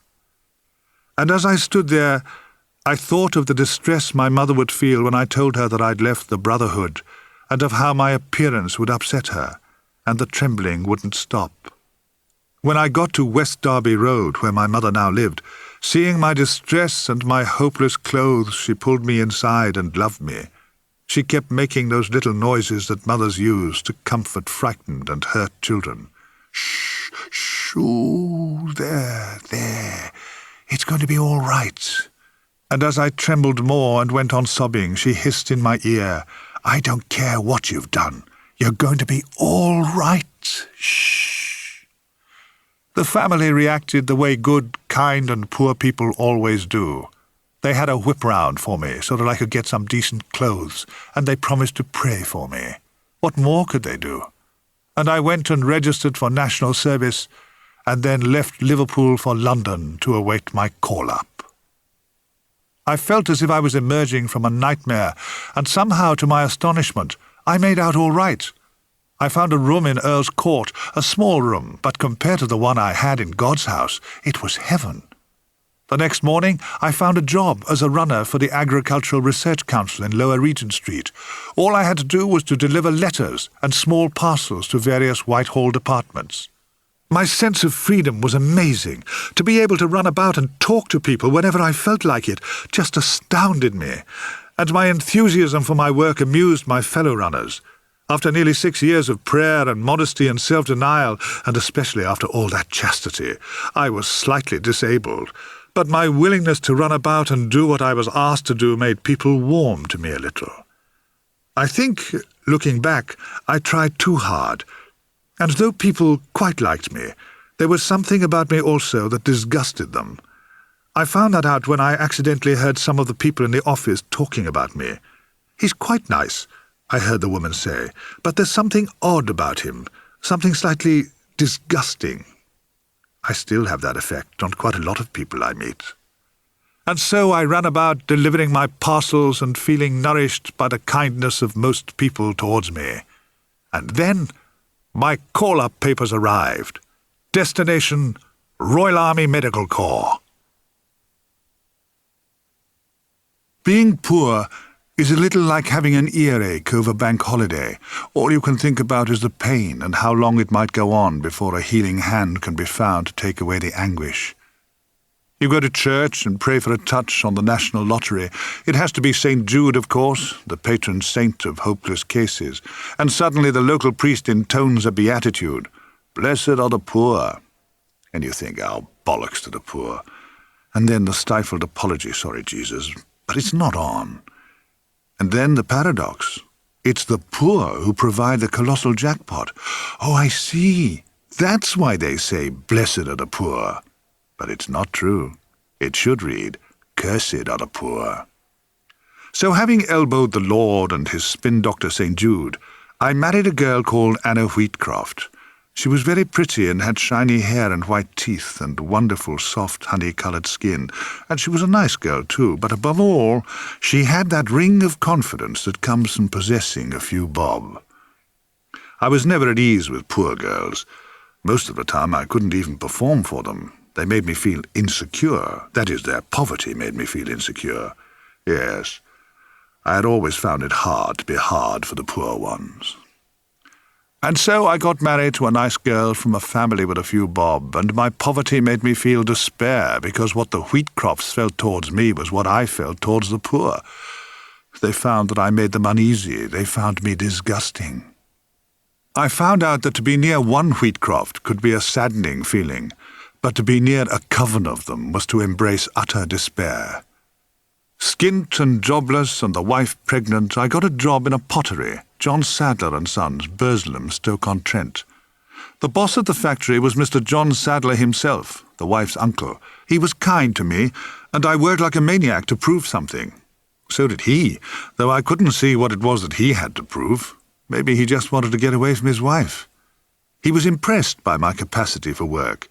He liked us to go on our hands and knees and crawl down the long ovens and pull through the trucks of hot pots a bit faster than the machine wanted. It was so hot in there that sometimes my gloves would burst into flames, but it passed the time and kept me from thinking too much, At last I was in hell, and it got me out of the house, and I loved it. It didn't break me, of course. I was young and strong and didn't quite realize how much I was enjoying it all. I couldn't drink at that time because I was often explosively sick, and looking back, even throwing up became a pleasure. And then I began to feel guilty that I was actually enjoying bursting into flames and throwing up. I became very confused and unable to enjoy anything at all. One day Mr. John asked me if I'd like to have a day out at the Royal Yorkshire Show, where the wife's family were mounting a large exhibition of roses, for they were famous forcers of flowers. I said yes, not realizing that here was a heaven-sent opportunity to descend into the next layer of hell. I went to the Great Yorkshire Show and met a squad of flower-arranging salesmen headed by a hairy monster called Harry Wheatcroft. The name Bounderby leapt to mind after 5 minutes. He was a thrifty man, too. I once saw him sell a handful of dead rose petals to a partially sighted flower lover, so he wasn't entirely without feelings. Men who worked for him were kept going by their hatred of him, and we dreamed of kicking him head first into a swamp. But of course we never did anything at all except kowtow to him, and our loathing of the name Wheatcroft and our daily contact with them diminished us as human beings. At the end of the day I went home to Harry Wheatcroft's brother, Alfred, my father-in-law. He was a tall, slim man with a very sensitive face.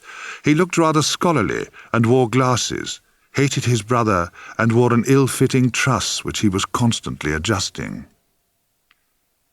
It was said that he had procured the truss from an old relative as he lay dying and had got it for a good price, but it's a dodgy business buying a second-hand truss, even at a keen price, and Alfred's truss was obviously a very approximate fit. And in Spinney Hill, as his house was named, he kept his wife Constance, his daughter Anna, his dog Julie, and as he kept reminding me, he kept me. All my life I have felt myself to be on the edge of things. All my life I have had difficulty in knowing whether I'm awake or in a nightmare. All my life I have been unable to grasp the point of what everybody else sees clearly. All my life I have entirely missed the point and the turning, as I also have no sense of direction. It is only in the enclosed asylum of a play that I have any assurance at all. So naturally, I have evolved a strategy of always being in a play. That way, pain and humiliation is the responsibility of the writer. But more importantly, I can pretend it isn't really happening. It's just something that one feels passionately and then goes away. When my son Daniel was born, I was at the nursing home. It was in 1961, in November. Anna was put to bed and I waited and waited, sitting there making conversation with her. I don't remember us being very good at the talk. I'd brought her a box of chocolates as a gesture towards the special occasion. I can see it very clearly still. Terry's all-gold chocolates. And so I sat by the fire in this very nice, comfortable room and thought how well Anna looked. And I remember I was talking about the weather while Anna tried to seem interested. I opened the chocolates and offered my wife one. She shook her head, so I had one myself. It was a nougat, not a favourite. As time went by, the contractions came quicker. A nurse came in and took Anna away. As soon as I was alone, I felt hungry and started in on the Terrys. I can't say I was happy at the thought of children, but I didn't feel resentful either. I just felt I'd rather not. Reaching for the chocolates, I noticed that there were only 3 left, and felt guilty. I took out the lucky 3 and threw the box into the fire. Now that I couldn't see the box, it had never existed, and I felt better. The surviving 3 looked at me and I looked back at them, and then without giving them any warning, I snatched them up and popped them into my mouth. As soon as I'd done it, part of me said, "Spit them out," but I didn't. I carried on, trying to grind them into a malleable ball that I could control, and I felt my face all contorted in my efforts to master the 3 hard centres. Just as I got a grip on the sticky buggers, the door burst open and in bounded the doctor carrying a bloody big baby. "What do you think of that, then?" he said. "What do you think of that? 10 pounds and 9 ounces, biggest baby I've ever delivered in this place." I looked at the child, and for a split second I saw a resemblance to my brother John, and I felt again the deep love for a child, for my son. I will love him, I thought. But I had 3 hard-scented Terry's chocolates in my mouth and could only gurgle. Every time I see a box of Terry's All Gold, this scene comes back to me, and I resolve to call my brother John and Daniel my son and tell them how much I love them. But I don't. Alfred and Constance adored Daniel. Perhaps it was because he looked like them. He had golden, honey-coloured skin, for one thing. On Sundays, when other members of the family would turn up to endure a couple of hours of parental love, I would seize the opportunity of turning myself into a dumb waiter as I served them drinks. And having poured large gins and Italian for them, I would retreat to the edge of a circle and watch them. Alfred would dandle Daniel on his knee with many loving noises and smile his ghastly smile.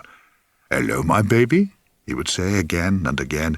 "You're my baby, aren't you? Yes, you're my lovely baby, my own lovely boy, aren't you?" The baby would gurgle his agreement, and Alfred would cry out in triumph, "You see, he said yes. Did you hear that? He said yes." And we would all attempt to smile.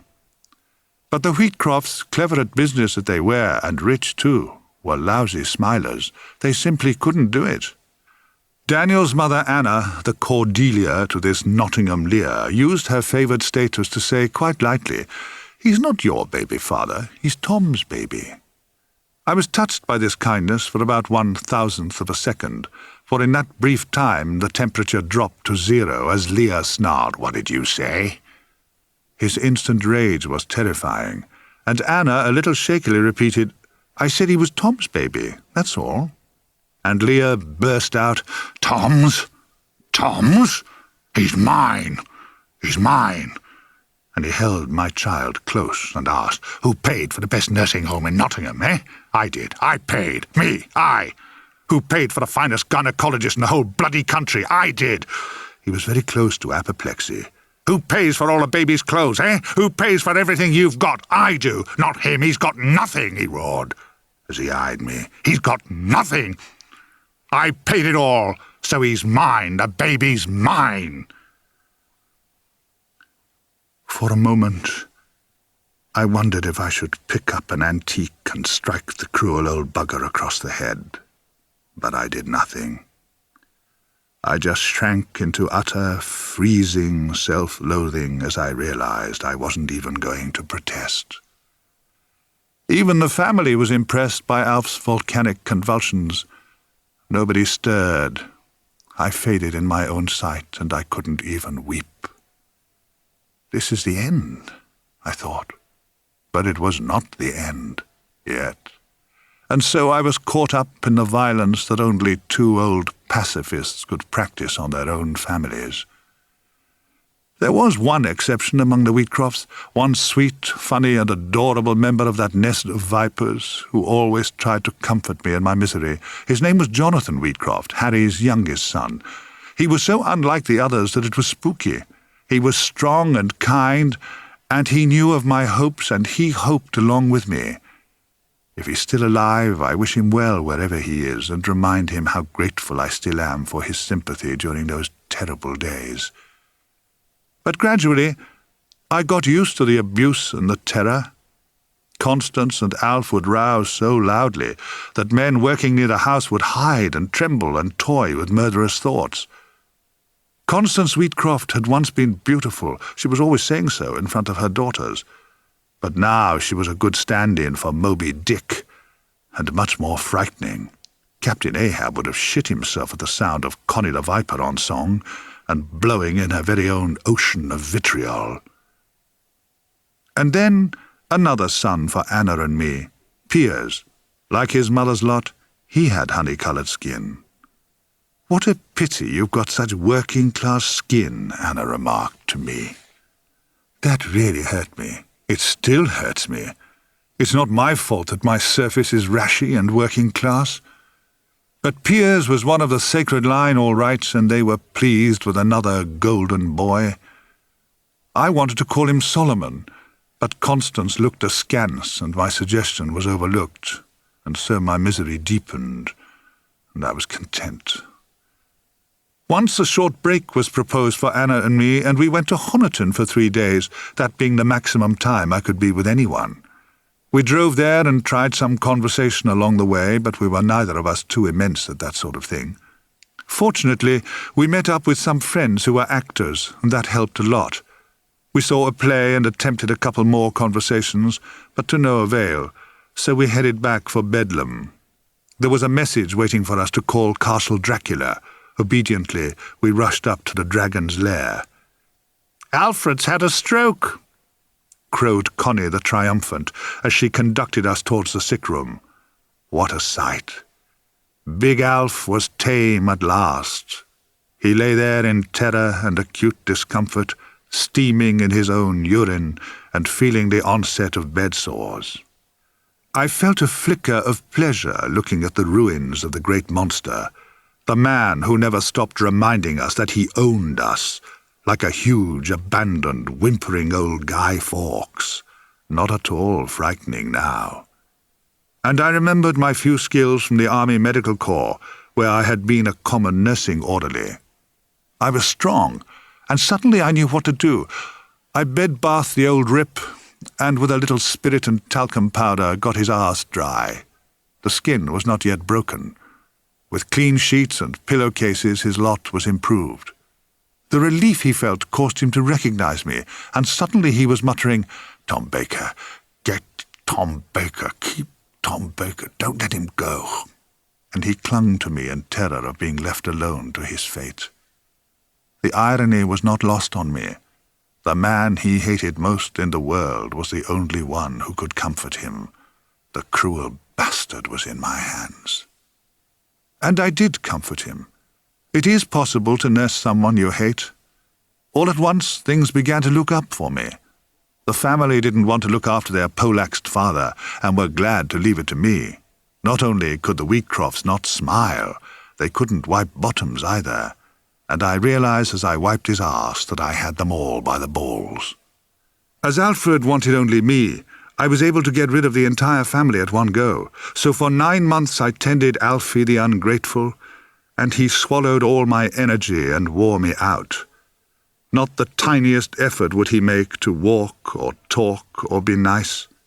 I wiped the hen shit off his eggs every morning before soft-boiling them to perfection. His toast was fresh and generously buttered with the crusts off. I spoon-fed him and afterwards scrubbed his dentures, and when I popped them into his mouth he used to tut. Yes, he actually used to tut. And then he would growl, "Lavatory." And I'd fix that too. Never once did he say, "Thanks, cock. You might be a lousy son-in-law, but you wipe good arse." No, never. To relieve his self-pity, he was prescribed an antidepressant pill. As he was often asleep, I managed to hoard a good number of these pills. A plan was forming in what passed for my brain. I was sinking into sadness myself. I had become impotent at home, a condition that swiftly leads to misery. Having ditched Almighty God in favor of a hard-on, and now having lost it, my will to live slackened too. And so I started to work out how I might end it. Life, I mean.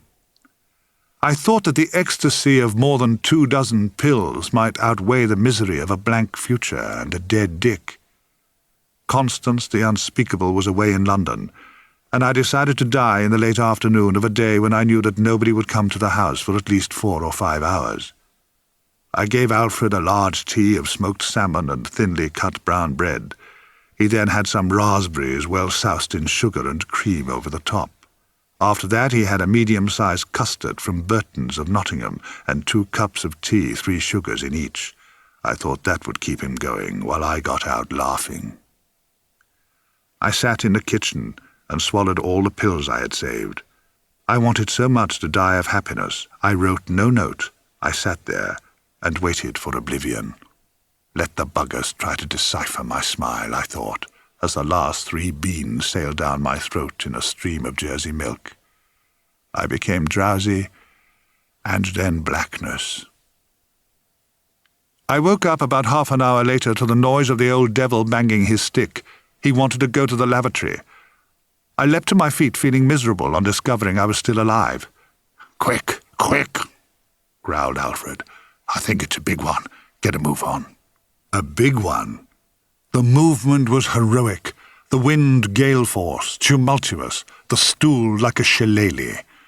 I mentioned this detail because within a few days I realized that the Tuffrenol, which had failed to help me to die happy, had cemented my bowels. Costive was not the word. Impotent and constipated too.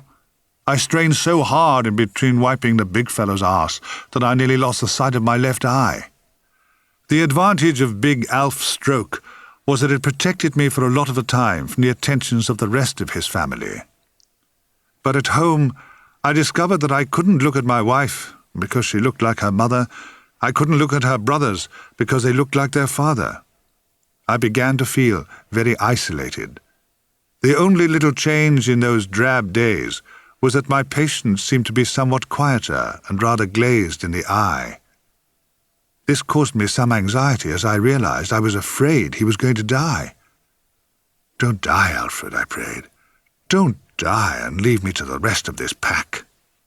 The monster had become my protector, but he didn't hear my prayer. He slipped into a coma. No soft-boiled eggs were required now. No more bullying to look forward to. I washed him carefully and kept his hair neatly combed. He was very proud of his fine hair. As his breathing grew more rapid and erratic, we knew that Alfred was ready to go. Alfred gave one last great sigh and died. Now what was to happen? Alfred was dead. My Dick was dead. Nobody said what I should do. The next day I reported to the treadmill shed where Philip Wheatcroft, through the mouth of his foreman, Jock Murdoch, issued orders for the daily round of work at the rim of madness. Each morning, groups were posted in all directions to maintain the lovely roses, Wheatcroft-selected roses as they were known throughout the world. One day I went to Nottingham to get paint. "What's going on here, and where's Tom Baker?" asked Constance Wheatcroft about 5 minutes after I'd gone. "Gone for paint," explained George, a nice man whom I shall never forget. Constance the Cruel started to behave like a mad fatigue sergeant in the Pioneer Corps, and quite innocently I returned and found my pal George and a student being bullied mercilessly. "Come on, there's work for you too," she cawed as I got out of the car. I began to lift out 3 or 4 large cans of paint from the back seat, which was also crammed with 10 newly sharpened hoes that I had collected. "Never mind the paint. There's clearing up to do first," screeched the old witch. "You've had it easy for too long. It's time for real work again." I was honestly very nervous of Constance Wheatcroft, and I wasn't the only one. Her entire family was afraid of her. Suddenly I couldn't bear it. "Why don't you just fuck off and leave us alone?" I said. As the words came out of my mouth, my legs began to shake and my sight became strange. "You dare to speak to me like that after all we've done for you?" she screamed. I turned away from her and went to the front of the car and began to get in. It wasn't easy with my legs out of control, and my sight seemed to fail me. I was so frightened I put my right leg into the car first. I heard her snort, the bitch, and as I clutched hold of a steering wheel to stop myself from falling down, she laughed. "Don't you dare get into that car when I'm talking to you, you kept man, you! That's all you are, a kept man! You couldn't eat if it wasn't for us!" I tried to straighten up and turn towards her, but I fell between the car door and the running board. She laughed again. I struggled to my feet and opened the back of the car and tried to climb in there, and she laughed again. But I wasn't trying to get into the back of the car because I'd lost my bearings, but because the sharp hose were there. I reached the bundle and fell out of the back of the car, and drawing one hoe, I took aim at the screeching old bitch and hurled it straight towards her face. But old she-devils don't die that easy. She ducked and turned to look where the hoe had landed, and scurried to pick it up and defend herself. "Who bought that shirt you're wearing?" she wailed as she stooped to pick up the hoe, and as she did so, she ripped off a tremendous fart. That should have eased the tension and perhaps saved my mind too, but no. She straightened up and turning towards me she said, "You're common and disgusting too," as if it was me who'd farted. That did it. Hoe after hoe flew towards her. I was utterly frantic, but not one got to her. She ducked and weaved and skipped and panted, and all the while shrieking, "Take that shirt off, you kept man! Kept man!" And like a banshee I fled screaming across the fields to the house where I lived, about a mile away. I lay on the bathroom floor and was sick into the bath. I suddenly remembered that it was their house, and I stumbled down and locked and bolted the door. I got back to the bathroom and I was sick again. As I struggled to stop shaking, I remembered a girl I had treated badly, and suddenly I got a terrific trembling erection. I was very mixed up, and in the tumult I was sick again, and my stalk vanished. After a while, I was able to brush my teeth and try to think a bit. Anna was in London doing some shopping. And then it hit me. The children were up at Castle Dracula. That meant I would have to face Constance again to get my little boys. I managed to get dressed and go downstairs. Nothing in the house seemed familiar anymore. I remembered that the house was called Lark Hall, and that the name of the village was Bunny, and that my next-door neighbour was called Blood. I found myself saying over and over again, "Lark Hall, Bunny, Blood." It made me giggle a bit, so I changed the order. Blood, Bunny, Lark Hall. The thought of the children filled me with fear. How was I going to get them back? I had no close friend I could call. Never have had one, even to this very day. I wondered if Anna's car was in the garage. Her car was there. Good. I got in and drove towards Constance. In the forecourt of Spinney Hill, Constance's lair, I carefully turned the car round for a neat escape. I walked into the house muttering, "Blood, Bunny, Lark Hall, Blood, Bunny, Lark Hall." "What did you say?" called the old witch as I crossed the hall. Her voice was slightly lower than usual. I guess it was because the children were with her. They were so pleased to see me. They loved me, and I loved them. I picked up their toys and other bits and pieces and tried to usher them out of the house without speaking to Constance. She said, "Well, haven't you got anything to say to me?" I looked her right in the eye and said, "Blood, Bunny, Lark Hall." "What time will Anna be back?" she asked, and I told her, "Blood, Bunny, Lark Hall." The children thought this was very funny, and they began to repeat it. As I bundled them into the motor, they said, "Blood, Bunny, Lark Hall." I kept smiling at them and laughed as I struggled into the driving seat. As we drove off, we all said in unison, "Blood, Bunny, Lark Hall," and all the way home we laughed and sang the same old silly refrain with me tooting on the horn in time. It was only a few miles back to Lark Hall, but we laughed and laughed and laughed. Back at Blood, Bunny, Lark Hall, I prepared the children for bed. Anna told me once that I was very good at it. Certainly the children seemed to enjoy it. Their night things were always kept immaculately clean, and I adored that marvellous moment of holding happy, clean children before putting them to bed. They had kept on with the silly Blood, Bunny, Lark Hall in the bath, and as I said good night, they burst out with it again, and we all laughed together. It was to be the last time. Pier Paolo Pasolini was seeing people for his film, The Canterbury Tales. So along with lots of other fantasists who didn't fancy the real world, I trotted down to see the famous Marxist director. I knew nothing about him and cared even less. It was just another trip towards another rejection. Well, I was sitting in the outer office when in sauntered himself, wonderfully relaxed and very gentle. He was a small man, full of easy grace, and especially full of natural authority. He glanced at me and smiled, and then he stopped and looked at me more carefully. Then he called one of his assistants, who spoke English.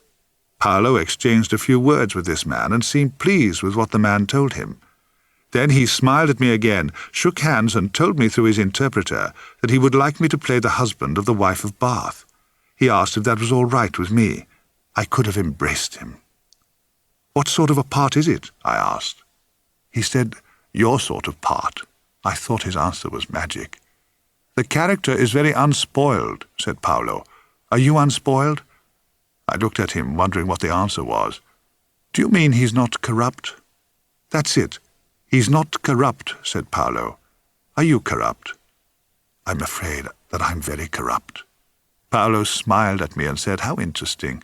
But you don't look corrupt, and that's all that matters." Then he shook hands, and off he went.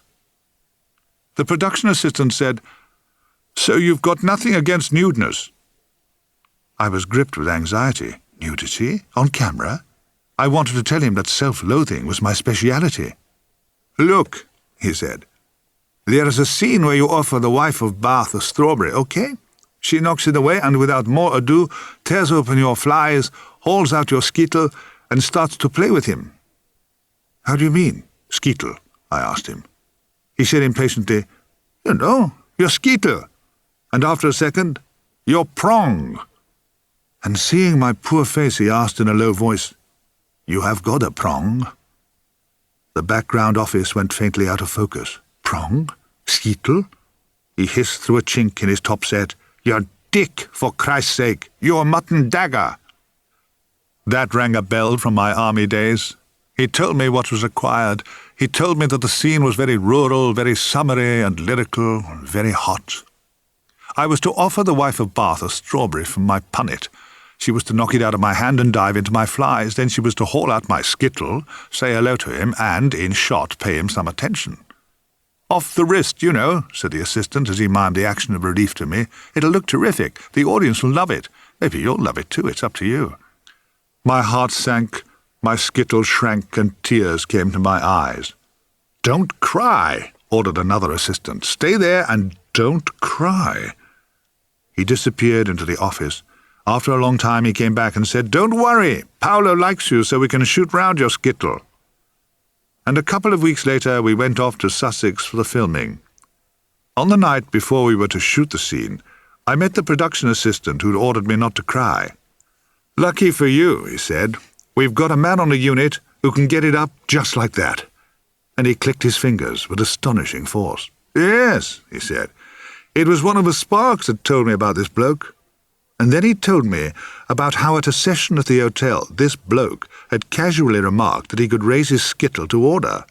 The claim had been met with foghorns of derision. "Bollocks," said the set-dresser. "A fiver you can't. No, a tenner." In the uproar that followed, 160 quid was thrown into the kitty.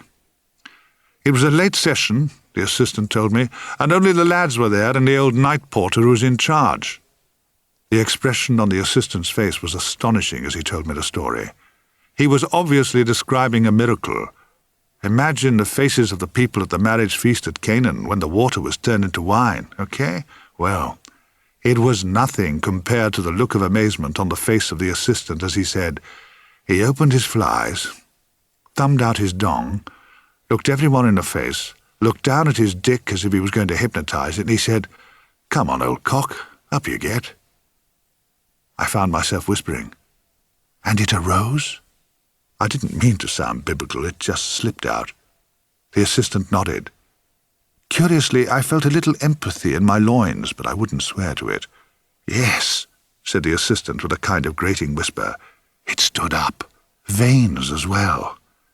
And then he said, "Which is just as well for you, eh? As it's his dick we're going to show in the close-up. All you have to do is look blissed when we do the close-up on your face. Okay?" I looked at him in humble silence, and then I heard myself say, "Did he go to RADA?" The assistant lowered his glass, looked at me with pity, and said, "RADA? RADA?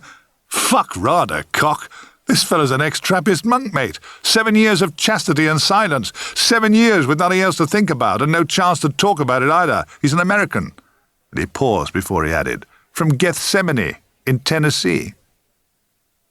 The next morning, at about 6, we were on location and shot the first part of a scene with me and the wife of Bath.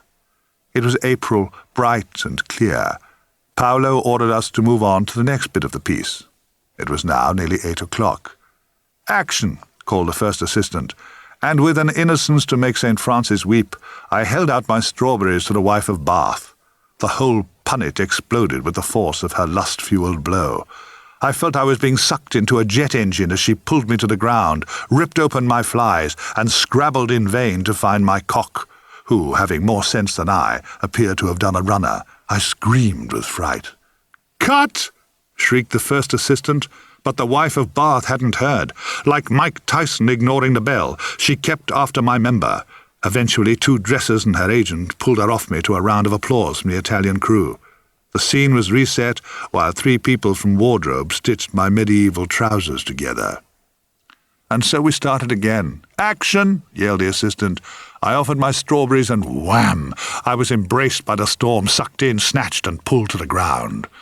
With a tremendous flourish, as if she was opening the curtains of her apartment to admit Count Dracula, she parted the seams of my flies and tried to enter. Aggravated burglary, I'd call it. "Cut!" bawled the assistant, and the rescue squad piled in to save me. The crew was convulsed with laughter, and they kept showing each other cigarette stubs and winking as they did so, as if to say that was the size of my skittle. Camera crews are notorious for their unkindness in these matters. To my astonishment, Paolo liked the take, and I was brought some coffee, a cigarette about 3 times the size of my dick, and 2 blankets to keep me alive. It can be very chilly on a Winchelsea hillside in April. And so I sat there waiting for my stand-in. About halfway through my fag, I became aware of a certain atmosphere. Everybody seemed to know something that I didn't. It's always been like that with me. Then the assistant arrived, looking very much older than half an hour ago. He whispered hoarsely in my ear, "He can't get it up." It was lovely having his warm breath on my ear. "Who?" I asked rather unhelpfully. "The fucking Trappist, that's who. He can't raise his dick." "Well, I'm not surprised," I said. "I can hardly raise my eyes in this weather." "That's not helpful," he said. "That's not helpful. We're going to have to shoot the scene again and use yours." That revved me up a bit. "Mine?" I shrieked. "Mine? Mine? You mean you want to use my prong at this time of the morning and in this weather? You daft bugger! You wouldn't find him with a macro lens. You better get down to Winchelsea and find a watchmaker and tell him not to forget his eyeglass." We stood there, the assistant and I, panting like 2 old swimmers on the verge of serious heart trouble. Stooped against the hedge stood the ex-Trappist whose dick had gone shy. 7 years of chastity and silence. What a preparation, and no dice. The props department were called over, and with the wonderful flair of the Italians they found a screwdriver, wrapped some tape around it, stained it a bit to make it look broken down, and offered it up to Paolo as a substitute for my invisible tool. With the sort of sublime calm that Buddha might have envied, Paolo shrugged and smiled at me. Somehow or other we got it done. Somehow or other I managed to smile beatifically as the wife of Bath caressed a screwdriver, and we moved on to the next scene. I never did see the film, and I never met anyone else who had ever seen it either, but I wouldn't have missed it for anything. Just to be near Paolo Pasolini was great. Peter Crouch, my agent, called me and told me I was wanted by York Rep for a part in a northern comedy called Hindle Wakes. I was to play some windy old Manchester businessman. "You're too young," Peter said, "but it'll pass the time, and you could do something with it, even if it's only fucking it up." He was right, of course. It would pass the time, and I could do something with it. So off I went to York to try my luck. But my luck was out. I was a disaster. That was what the other actors thought, but the audience seemed to like me, and that's the main thing, isn't it? So, on to the next play, Stop It Nurse, by Sam Cree. What a hoot. It contained everything a bunch of actors could wish for: sex, drinks, operations going wrong, and plenty of chances for very broad visual comedy. It was approaching the time of the York Festival, a heavily cultural affair in the 60s. In between our broad comedy at the Theatre Royal, I'd been seeing a good deal of Laurie Taylor, an old friend from my student days. He and I had started out as actors, but by the time I met him in York, he was a professor and becoming very well known. Seeing me revived old interests, and we decided to write and present a fringe comedy show. And so it was that Professor Laurie Taylor and I put on Late Night Lowther, starring Laurie Taylor and Tom Baker with jazz quintessence. All the good ideas came from Laurie, and most of the jokes too. But the real big idea was this. York was a bit dull in those days after hours, so Laurie, with his standing as a professor, got us a late-night drinking license for the Lowther. And here's the sweet bit.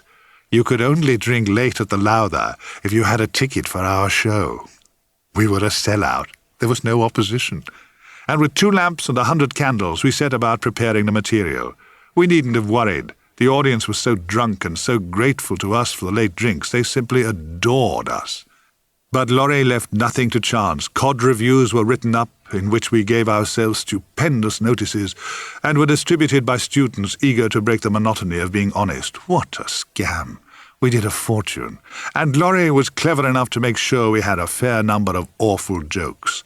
We did sketches about the Pope's underwear and talking dogs, and jokes about the Theatre Royal, and crazy appeals on behalf of the daft in our society. The talking dog sketch, in which I played the dog Clint, and Laurie, my brutal Bill Sykes-type trainer, caused quite a stir. Behind my back, Laurie would hold up 3 fingers and ask me how many he was showing to the audience. He would then kick me 3 times and elicit 3 very pathetic yelps from me, which of course was the answer. People wept when Laurie kicked me, and some threatened him. I went along with the audience, of course, and overdid the beaten dog stuff. People offered me saucers of Guinness and drags of their fags and yelled abuse at cruel Laurie.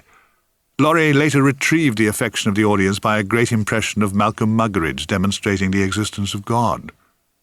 I remember all this because in the audience one night there was someone from the National Theatre. He thought my dog was a masterpiece, and on the assumption that Laurence Olivier needed a dog down at the Waterloo Road, he quickly arranged for me to come down and audition for the National Theatre at the Old Vic. About 10 days later, it being the time of the year when the National collected down and outs to walk on and understudy, I arrived at the head office of the National Theatre in Waterloo. I was all revved up at the thought of spinning a line to Laurence Olivier. It so happened, isn't the theatre wonderful, that Lord Olivier was working late at some studio or other, where he was dubbing some film, and the auditions had been cancelled. As I was travelling overnight from York, the message missed me, and so when I turned up, everybody was dumbfounded. Gillian Diamond, the casting director, and Anne Robinson, her assistant, could not have been kinder. But what to do? And then came a small miracle. Olivier happened to telephone the office, and somebody told him that a poor shagged-out dreamer had come all the way from York by mistake. And Sir Lawrence said that if I could wait till he got back to the office, he would see me. If I could wait. And I did wait, and other people on the staff gathered around. Kate Fleming, the voice coach, and Michael Halifax, the head of planning, and Donald McIntyre and Donald McKechnie too. And I was presented to the Lord, and he was great. He was just marvellous. He thought I was funny and strange and hopeless, and he invited me to join the National Theatre, and I said yes. And he said he was pleased, and I was pleased too. And there you are. It's not so simple nowadays. Peter Crouch, my agent, thought I'd do well there, so he was pleased too. My difficulty in existing outside plays became extreme.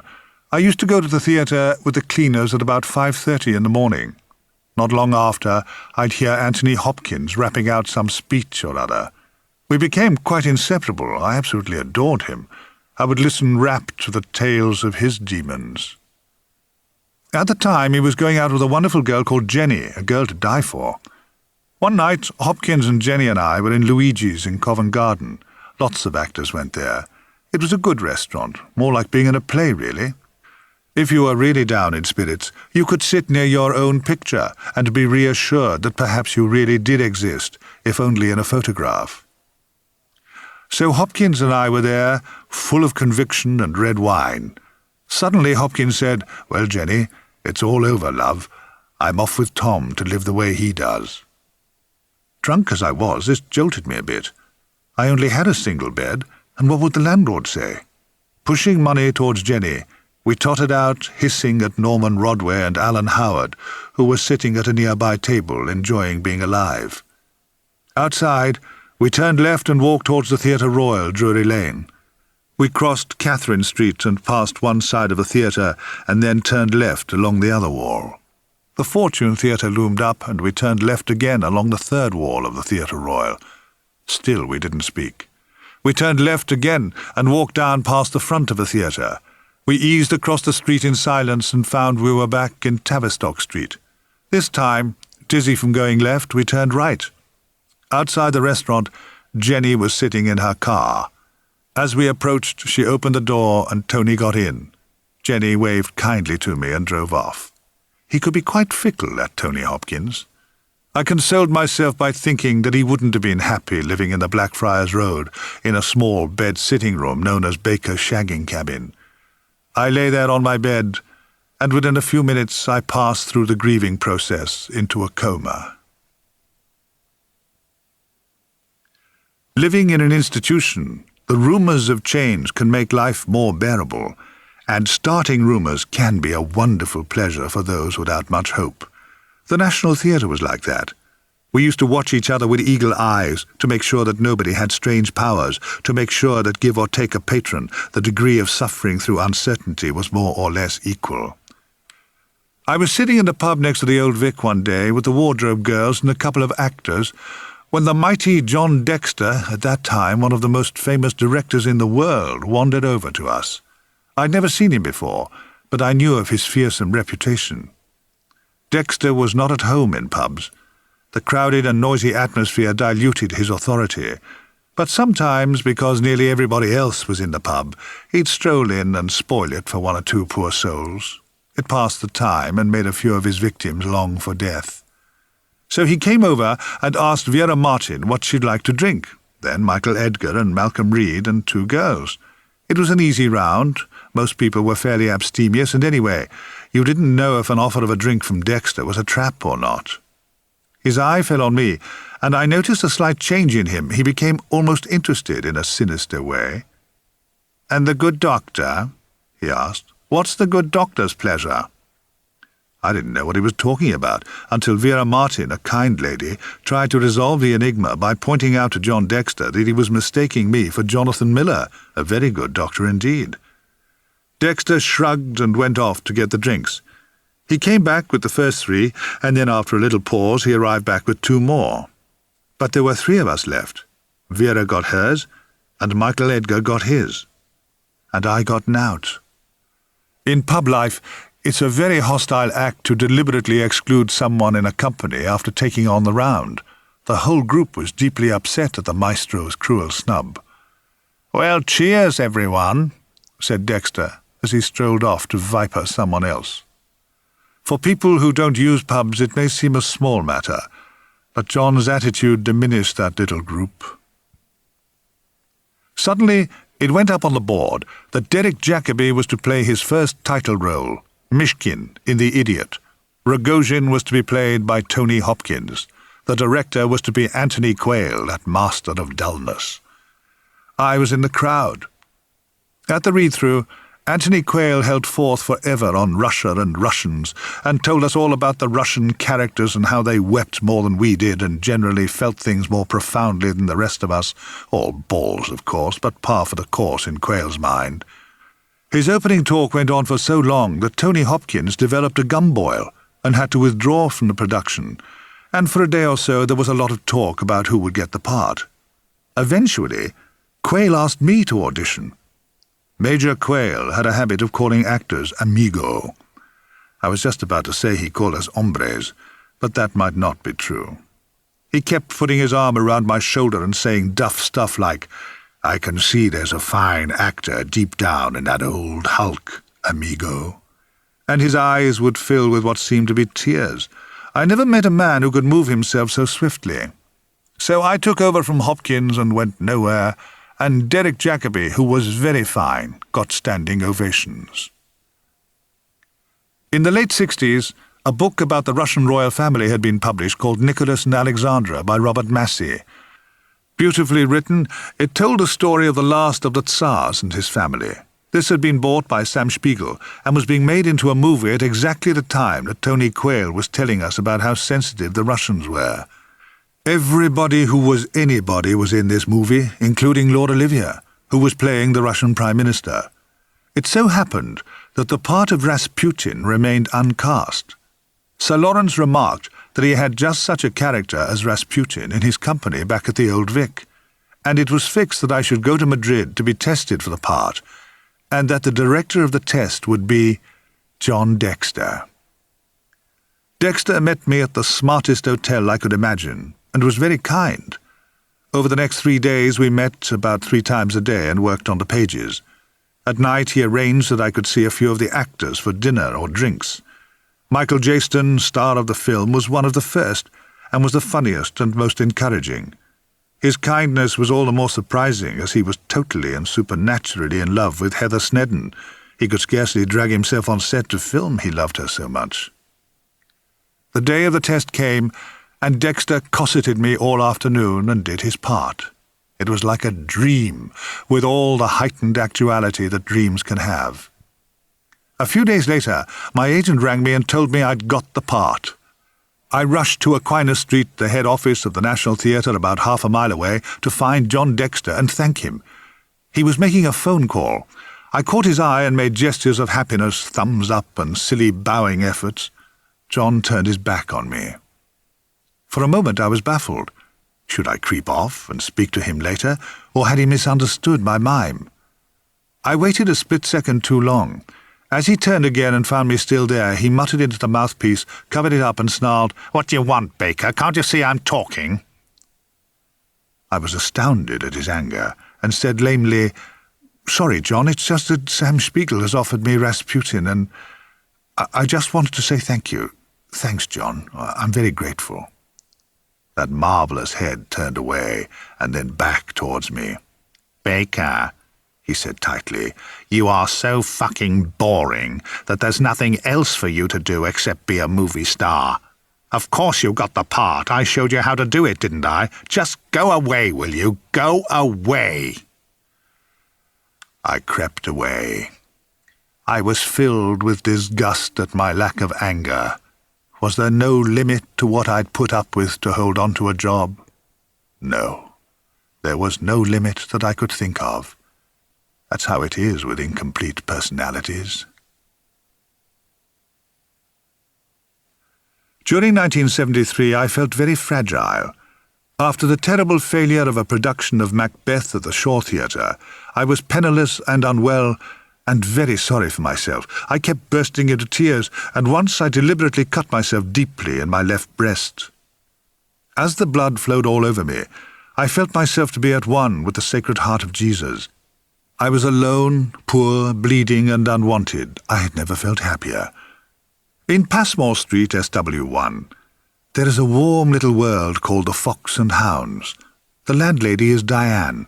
She's a wonderful woman with a capacity to listen even to dull stories, so naturally lots of actors go there. And it was in that snug little world that I was told that if I were to go to Ebury Street the following morning at 7:15 and stand outside number 182, where the young Mozart had written his first symphony, I would meet a man called Arthur Cordes, who was in the way of needing a labourer. In a state of deep apprehension and joyous depression, I loitered at the gate to Mozart's place at 7:05 and waited. Arthur Cordes came right on time, took me to the site, which was about 3 doors from Wolfgang's place, and gave me a cup of tea and a piece of bread pudding about the size of a half-brick. And so I set to work as a builder's labourer. Arthur was my master, and a good one too. He was as jolly as Mr. Fezziwig, though whether he could dance I never did find out. Fuelled by sweet tea and bread pudding, I set to work happy in the thought that nobody knew where I was or even cared. The work was so hard that it soothed me. I was shattered at the end of the day, and that helped me to get through the nights. Some years before this, I had been in The Millionairess with Maggie Smith for the BBC's Play of the Month series. It was directed by Bill Slater, and all those years later, sleeping on a mattress in Bourne Street, Pimlico, I wrote him a desperate letter.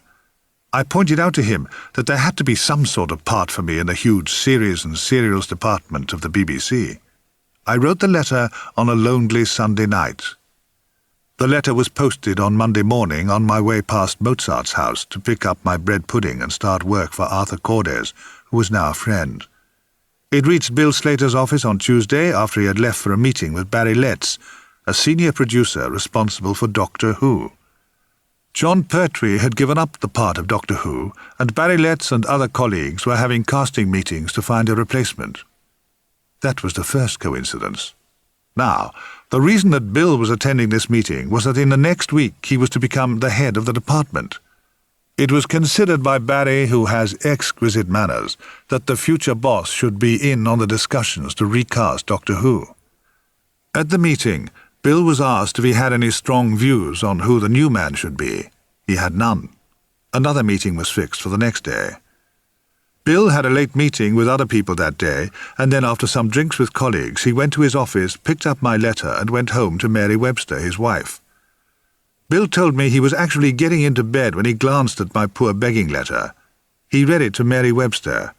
The time was 11:15 p.m. in Great Titchfield Street. Bill and Mary thought I would be a good choice for Doctor Who, and Mary said, "Call him now." And he did. And I answered. Bill said he'd just read my letter, and would I like to come and see him at the TV centre the next evening at about 6:30. He was not specific, and I didn't care. All I wanted was to be seen by someone who could help me. I was on time. Bill Slater was waiting for me and took me up to the office of the head of drama, Sean Sutton. Barry Letts was there. So there I was with three very nice men who chatted and laughed at my jokes and seemed very pleased to see me. "We've got an idea, you see, Tom," said Bill after nearly an hour. "Do you think you could come back tomorrow?" I was quite willing to spend the night outside the office if they'd wanted it, but I thought that would have betrayed anxiety, so I went home. The next day, I fled the site at 5:15 and rushed to Bourne Street for a swill and a change of clothes. I was a bit late, but Bill said not to worry, and up we went to Sean Sutton's office again. Like the night before, Barry Letts was there. They sat me down and asked me how I was, and then fell into an interesting silence. Sean nodded to Bill, who looked towards Barry, who said, "Tom, we'd like you to be the next Doctor Who. What do you think?" I have to remind you that in those days Doctor Who was a very big job in television. I have to remind you that I was living on the smell of an oil rag and bread pudding. "Well," said Barry, "what do you say?" All I could do was nod. You know how it is with pleasure. One nod led to another nod, and soon I couldn't stop nodding, and they laughed kindly. We all shook hands, and Barry said, "There's just one thing, Tom." My heart skidded. Barry said, "We'd like to delay the announcement for a while. Do you think you could sit on the news for 10 days? I nodded, and then they all started nodding and smiling, and off I went into the darkness of Wood Lane, heavy with the great news that had to be kept secret. On the tube I kept wanting to nudge somebody, anybody, and tell her the news, but I didn't dare. It was an amazing few days. Dear Arthur, who brought me bread pudding made by his Babs, would have loved to hear what I had to say, but I had promised Barry Letts, and I was terrified that something might spoil my good fortune. The first wages were not all that good, but I didn't know that. I accepted it and blew it as fast as I could. The odd thing was that as soon as I got some dosh, the poor dodged me. The only people I met were those who were well fixed. I couldn't tell the difference, and blew it. Suddenly the crowd who'd found me boring now found me fascinating. Like another Tony Lumpkin, I bought the drinks and sang out of tune and still got the applause. I also got the clap. Ponces often do that. They take your drink and food, share your cabs and give you crabs. But that's low life. That's the dogma. Give me what you've got and I'll listen, and if you play your cards right, I'll infect you. And like lots of victims, I was grateful. But that's later. Anyway, the day was fixed, and I was to say to Arthur that I needed a whole day off to go to the BBC about this little job I'd mentioned. I went to my friend Ted Whitehead and asked him if he'd like to come to the BBC for the enthronement of the new Doctor Who. Ted said he'd come, and on the great morning he and I were whisked, stars always get whisked, into the Bridge Lounge to await the presentation of the new Doctor to the waiting press. I wore a white suit and a Peruvian sweater and a tie painted by some poor, exploited Atahualpa or other. Barry Letts led me forth for the presentation. Not since I'd faced the foreign press in Los Angeles for Nicholas and Alexandra had I felt so well.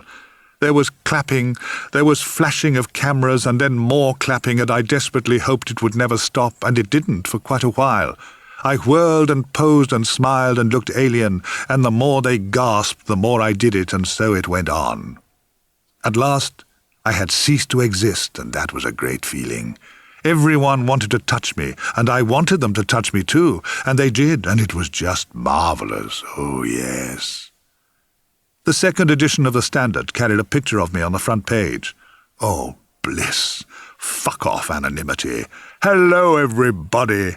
And of course, Arthur and the chaps on the site would have got the paper and wouldn't be expecting to see me again. Next morning, I arrived on the site as usual. The men were amazed. Arthur kept looking at me and laughing, and the day passed in a cloud of madness. I asked Arthur if I could leave a bit early, and could we all have a drink at 5:30. Yes, he said, and off I rushed to the bank, and then to Partridge's in Sloane Street for little goodies to go with the booze. It was all too much. The men were so kind as well as totally incredulous. They kept shaking their heads and then shaking my hand. Somebody turned up from the Daily Express and asked if we could all be there the next morning for pictures, hods and shovels at the ready. And the joy increased as the fellows realized that they too were in on the madness, and that people wanted to look at them and talk to them as well. We all stood in a line with our tools at hand and obeyed the snapper's every whim. The next morning we were all famous. A lovely picture and a very warm little article too. At lunchtime I shook hands and swore eternal friendship with everyone, and full of tears and good resolution, I tottered off past Mozart's house, and I never saw them again. I was Doctor Who now. I was an alien. Playing Doctor Who came as a great surprise to me. I had no idea I would enjoy it so much. All that was required of me was to be able to speak complete gobbledygook with conviction. It was all so easy, because all my life I had been taught nonsense by priests and teachers. It was no problem for me to say that I came from another world and could go back and forth in time in my emphysemic old TARDIS, which was bigger on the inside than it was on the outside. Problem? For me, who had believed in guardian angels and was convinced that pigs were possessed by devils after their New Testament encounter with God's Son? It was a doddle, and I loved it. Terry Sampson organised visits to schools all over the country, and I was taken to visit dying children in the hope that my presence might rouse the poor things. I cannot say what anguish this was, as distraught parents would watch as I repeated what they had told me might rouse their child. It never did, but they insisted I try, and were so sweet even in my constant failure. They would thank me for trying. Thank me. It meant that I never stopped being the doctor. The endless enthusiasm of the children and parents fueled us all. Once, when I was in a closed ward for children, an 11-year-old boy who hadn't spoken for nearly a year came out of his secret world and embraced me very cheerfully. The doctors and nurses were so pleased. And so I was able to avoid my real self during all these activities and pursue the fantasy life of the benevolent alien. And being able to escape the despised self kept me in good spirits. The welcome and smiles came from all levels of the audience. There was no hostility anywhere. I think this was because the character I was didn't threaten anyone. It was all rather dotty, and I became used to being called doctor by real doctors and nurses, and the pleasure the children derived from all this was enough to make me happy. It was no great sacrifice, I can tell you. Nowadays, I escape into the world of Charles Dickens. What a pecksniff I might have been. But any of the great hypocrites would do me. There is a serene quality in a fine hypocrite that I greatly admire. I don't think it's possible to be a frenzied hypocrite. That wouldn't do at all. There's nearly always a sublime self-assurance to a good hypocrite, don't you think? Hypocrites are not prone to self-doubt. I always imagine that great hypocrites have no interior life at all. What you see is what they are. All good actors have a touch of the hypocrite. I think I was born to be a hypocrite, all exterior and hollow, but wanting to amuse. Hypocrites can be very generous too, so long as the world is watching. I'd like to specialize in them.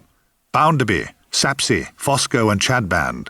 Oh, and Turveydrop, that master of deportment. He'd be another good one. I'll get my agent onto it. Perhaps I could do a one-man show of hypocrites, and we'll call it Hypocrites, with Tom Baker. For more than 6 years I left myself and floated about as a hero. Nobody was allowed to smoke or swear near me. I always sat down if I could, for the children were always a bit alarmed at my height.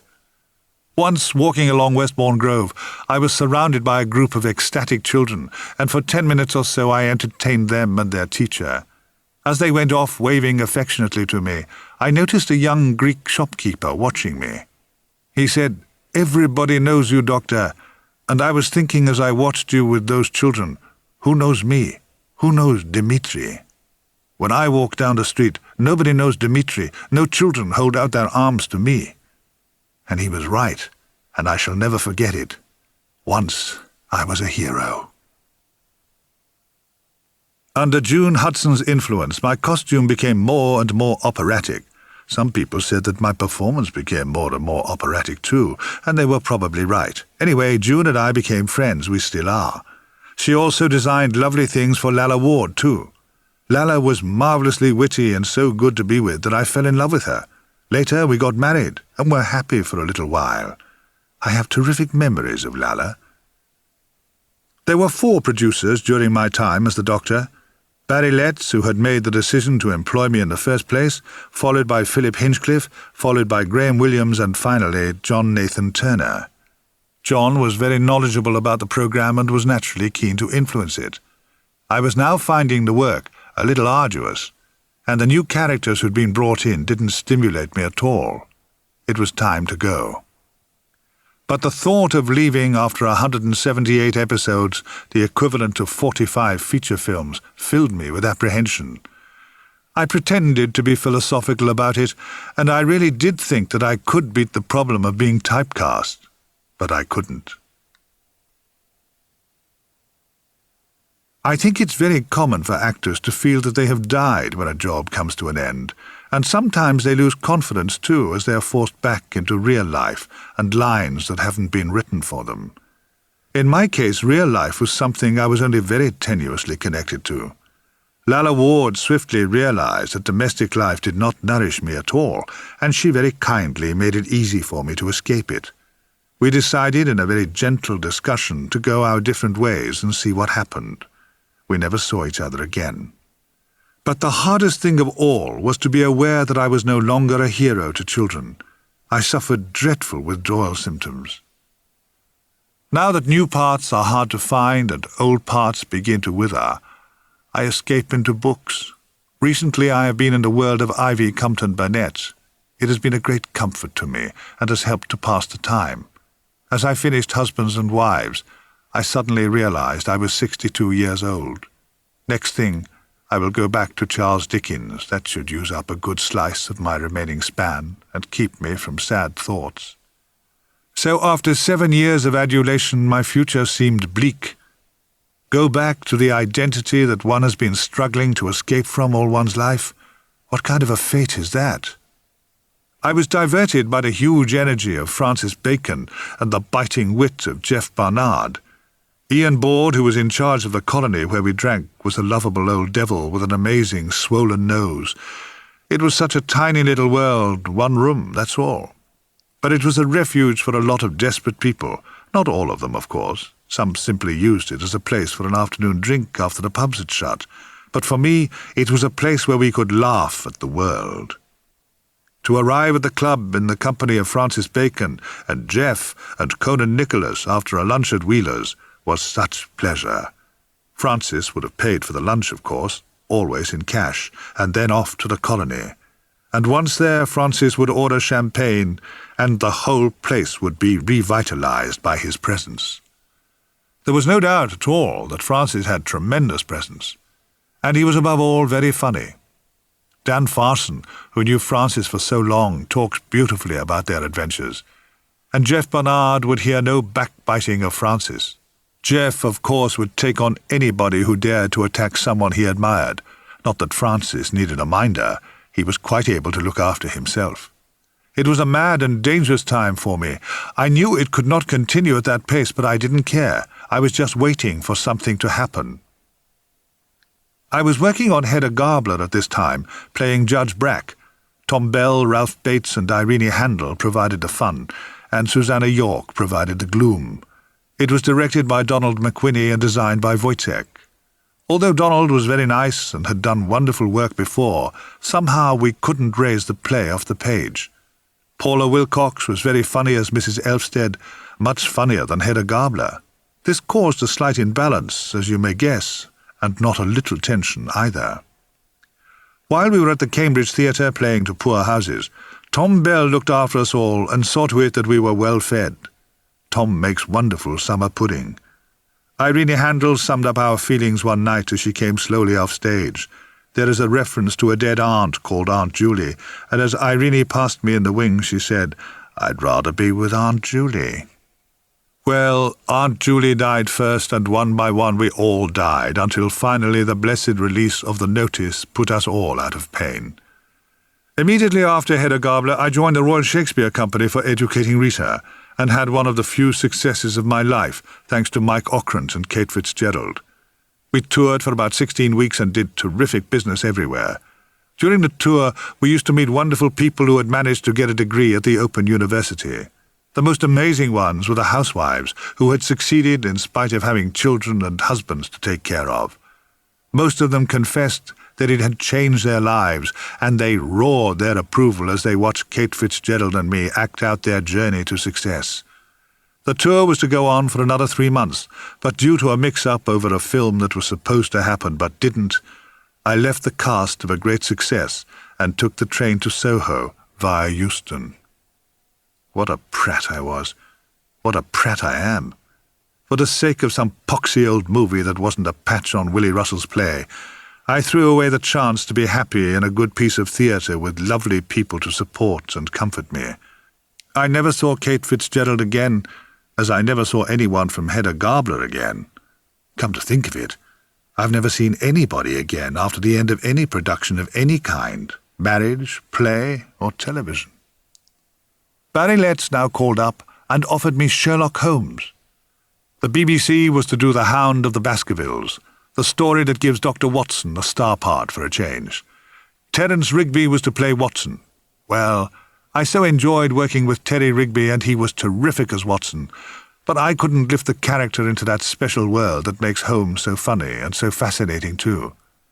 The only relief for me was during the shooting of the dog scenes on Dartmoor. The dog who had been engaged by the BBC to play the Hound was gentler than Mother Teresa. He didn't want to threaten Nicholas Woodson, who was playing Sir Henry Baskerville. In fact, the bloody dog had fallen in love with Nicholas. Someone had the notion of hiding sausages under the lapels of Nick's dinner jacket, but it was of no use. The dog actually appeared to be blowing kisses at Nick. And then a member of the camera crew suggested that why didn't we throw Nick at the dog and then run the film backwards? Nick Woodison was not amused, but I was. I laughed so much, I was hoping that the joke was what I had been waiting for all these years before I died. I never saw Nicholas Woodison again, and later on the BBC apologised in the Daily Telegraph for my performance as Holmes. It is part of my duty as a decent member of my local hamlet to mow the grass in front of the church, and it gives me a lot of pleasure to make the churchyard look tidy. I sometimes pause at some grave or other and speculate what he might have been like when he was alive, but gravestones don't tell much. Sometimes I pause at my own stone, which is very beautiful and already engraved for the moment of the Great Escape. I haven't put the closing date on yet, as I suspect that would expose me to comment among the members of the parish council. One wouldn't want to be ostentatious. But right now, I'm thinking about a letter I received this morning. The writing suggests tension. In the top left-hand corner, there is an illegible place name, and then Iran. Iran. The program doesn't show in Iran, as far as I know. Abu Dhabi, yes. They tell me at the BBC that I'm still a big star in Abu Dhabi. Never mind that. It's postmarked West London. Here's the letter. Prince of the Air. Dear Tom, it seems I am to be murdered. If I am, note to be made of my passing. Please raise a subscription for a set of Apache arrows I promised to Princess Margaret. May we meet at the Pillars in happier climes. Ultra regards, J. Apache arrows for the Princess Margaret? I don't care for these mysterious instructions. I don't care for any instructions. I tried to forget the letter. Then, as I bent to dump a load of clippings, I noticed a figure standing at my gravestone. Its head is bowed. So? Any fool can bow his head. He's still there. What can he want? Anyway, I don't know Princess Margaret. The man at my gravestone is now looking about the place. Forget him. As I mow and sometimes read the graves, I feel comforted by the quietness of the old churchyard and the unchanging thoughts on the old stones. Not dead, only sleeping makes me smile wryly as I rev my powerful Honda in the ear of a deceased. As far as I can see, they are all dead and not sleeping at all. And as I go about my little task, people sometimes toot their horns or shout from their car windows as they roar past. Usually they cry out, "Aye, aye, doctor," or something like that. And I bawl back, "Aye, aye, there," and wave my hand.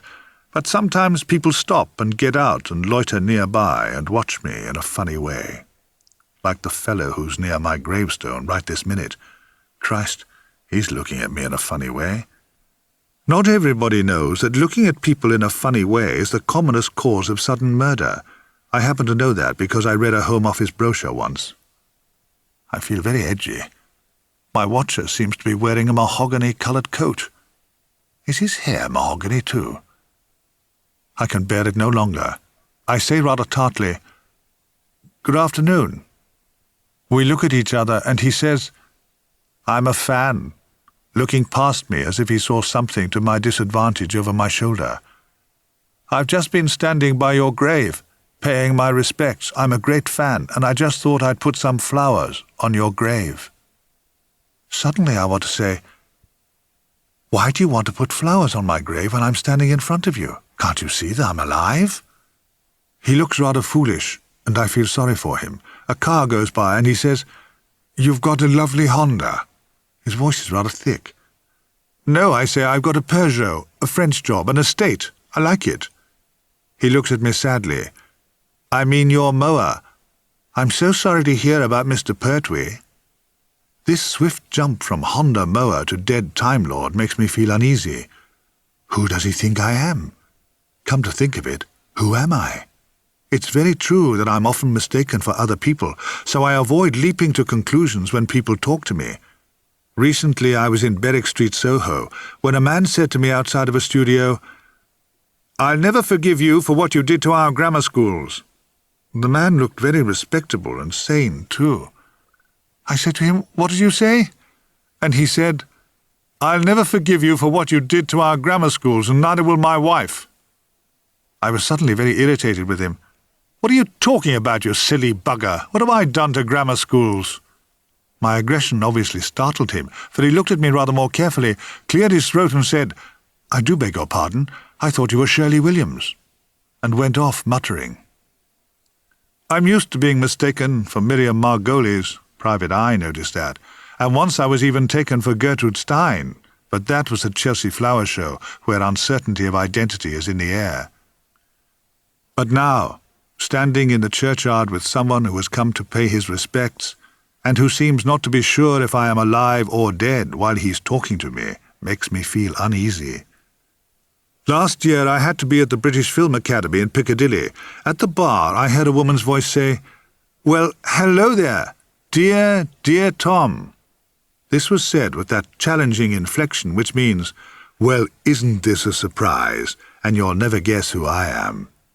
I turned to face the inflection, who was about 40-something, and very pleasant to look at, apart from the way she held her head on one side, as though one side of her head was heavier than the other. "Oh, hello there," I said, wondering who on earth it could be. She looked at me steadily. "You don't remember me, do you?" Trying to bluff it out, I said with terrific confidence, "Of course I do. It was the National Theatre, wasn't it?" She shook her head triumphantly. "I knew you'd forgotten me." "Oh, how could you, Tom?" Her confidence unnerved me, and I found myself guessing wildly. "Play for today?" She shook her head and smiled on. "The Royal Shakespeare Company? Surely that was it. Everyone's worked at the RSC." She went on with the enigma, and suddenly I knew the impulse to strangle someone. "Doctor Who? Yes, it was Doctor Who, wasn't it?" Again she shook her head. "It was a play, though, wasn't it?" She looked at me sadly. "No? We used to be married." I spun round towards the bar to find my ale, and when I turned back she was talking calmly to someone else. I was disturbed, in the way I am by this chap in the churchyard. "Yes," he says, "I'm very sorry to hear about Mr. Pertwee, that's why I came." I say to him, "Yes, these things happen. Anyway, nice to talk to you, but I must be away now." And as I push off with my Honda in front of me, the fan adds, Do you realize that you are now the senior Doctor Who? The tone of his voice makes me feel cold. At 1 o'clock the following morning, 2 balaclava-wearing thieves reversed a pickup against my garage and attempted to pull the doors off. I woke in time and lit up the house to distract them. They went away without any sign of panic. The sight of balaclavas at 1 o'clock on a Sunday morning struck terror into my wife and me. When the police arrived, they deduced that the villains were probably after my Honda mower. Is that why Mahogany said I had a lovely mower?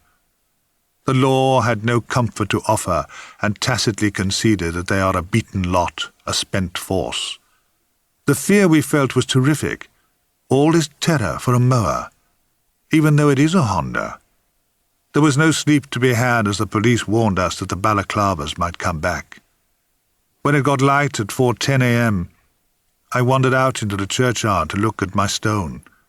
There it was, leaning in its usual place against the porch of the church, waiting for its last resting place on my head. Tom Baker, 1934, dash. I can't, of course, be sure of a second date. But scrawled in chalk across those simple lines was the word wanker. I felt quite desecrated. With a clump of grass clippings and a lump of sheep shit, I rubbed out the insults and went indoors, feeling defeated and defaced. Now I keep the Honda by my bed, and it's not easy to go for a pee in the middle of the night. Life is not so comfortable. On the bedside table, for fear of more balaclavas, I keep an axe. My intention is to chop off my own head before they can get to me. Before who can get to me? As for the Apache arrows for Princess Margaret, let her go to Lily White's and get her own arrows.